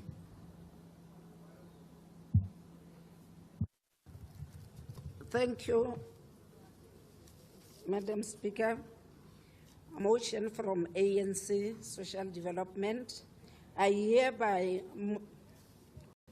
move on behalf of the ANC that the House at the next sitting must debate the need to understand and to increase the public campaigns against toxic municipalities, sexist, and also the homophobia. I so move. Al-Jamaa. Thank you, Honourable Chair. I hereby move on behalf of Al-Jamaa that the House at the next sitting debate is held surrounding Israel's genocide of Palestinians. Its attack on Lebanon, Syria, and Iran are a threat to world peace and humanity. Its impact is reverberating in South Africa on several fronts. South Africa needs to fulfill its international obligations and implement its constitutional obligations to stop the apartheid, genocide, and Holocaust of Palestinians. The DA.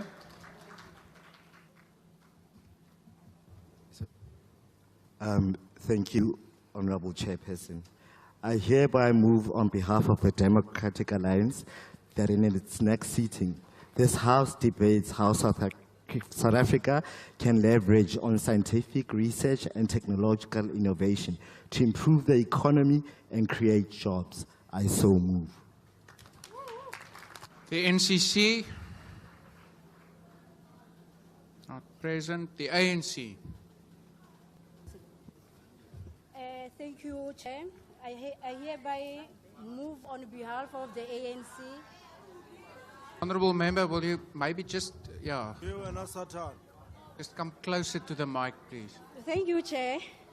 I hereby move on behalf of the African National Congress that the House in its next sitting must debate the reconstruction and strengthening of the family structure to end gender-based violence, and femicide. I so move, House Chair. Thank you. PAC. I move on to the UAT. Good. The MK.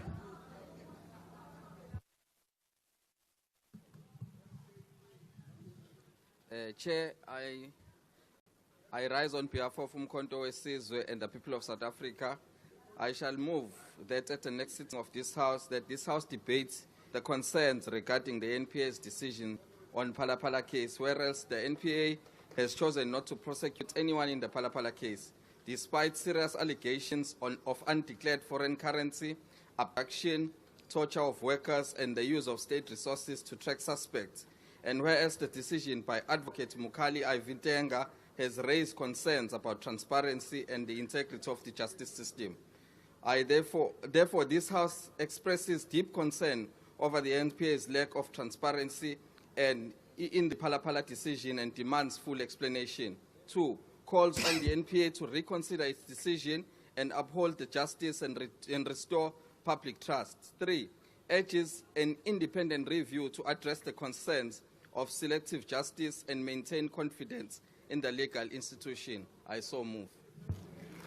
The DI.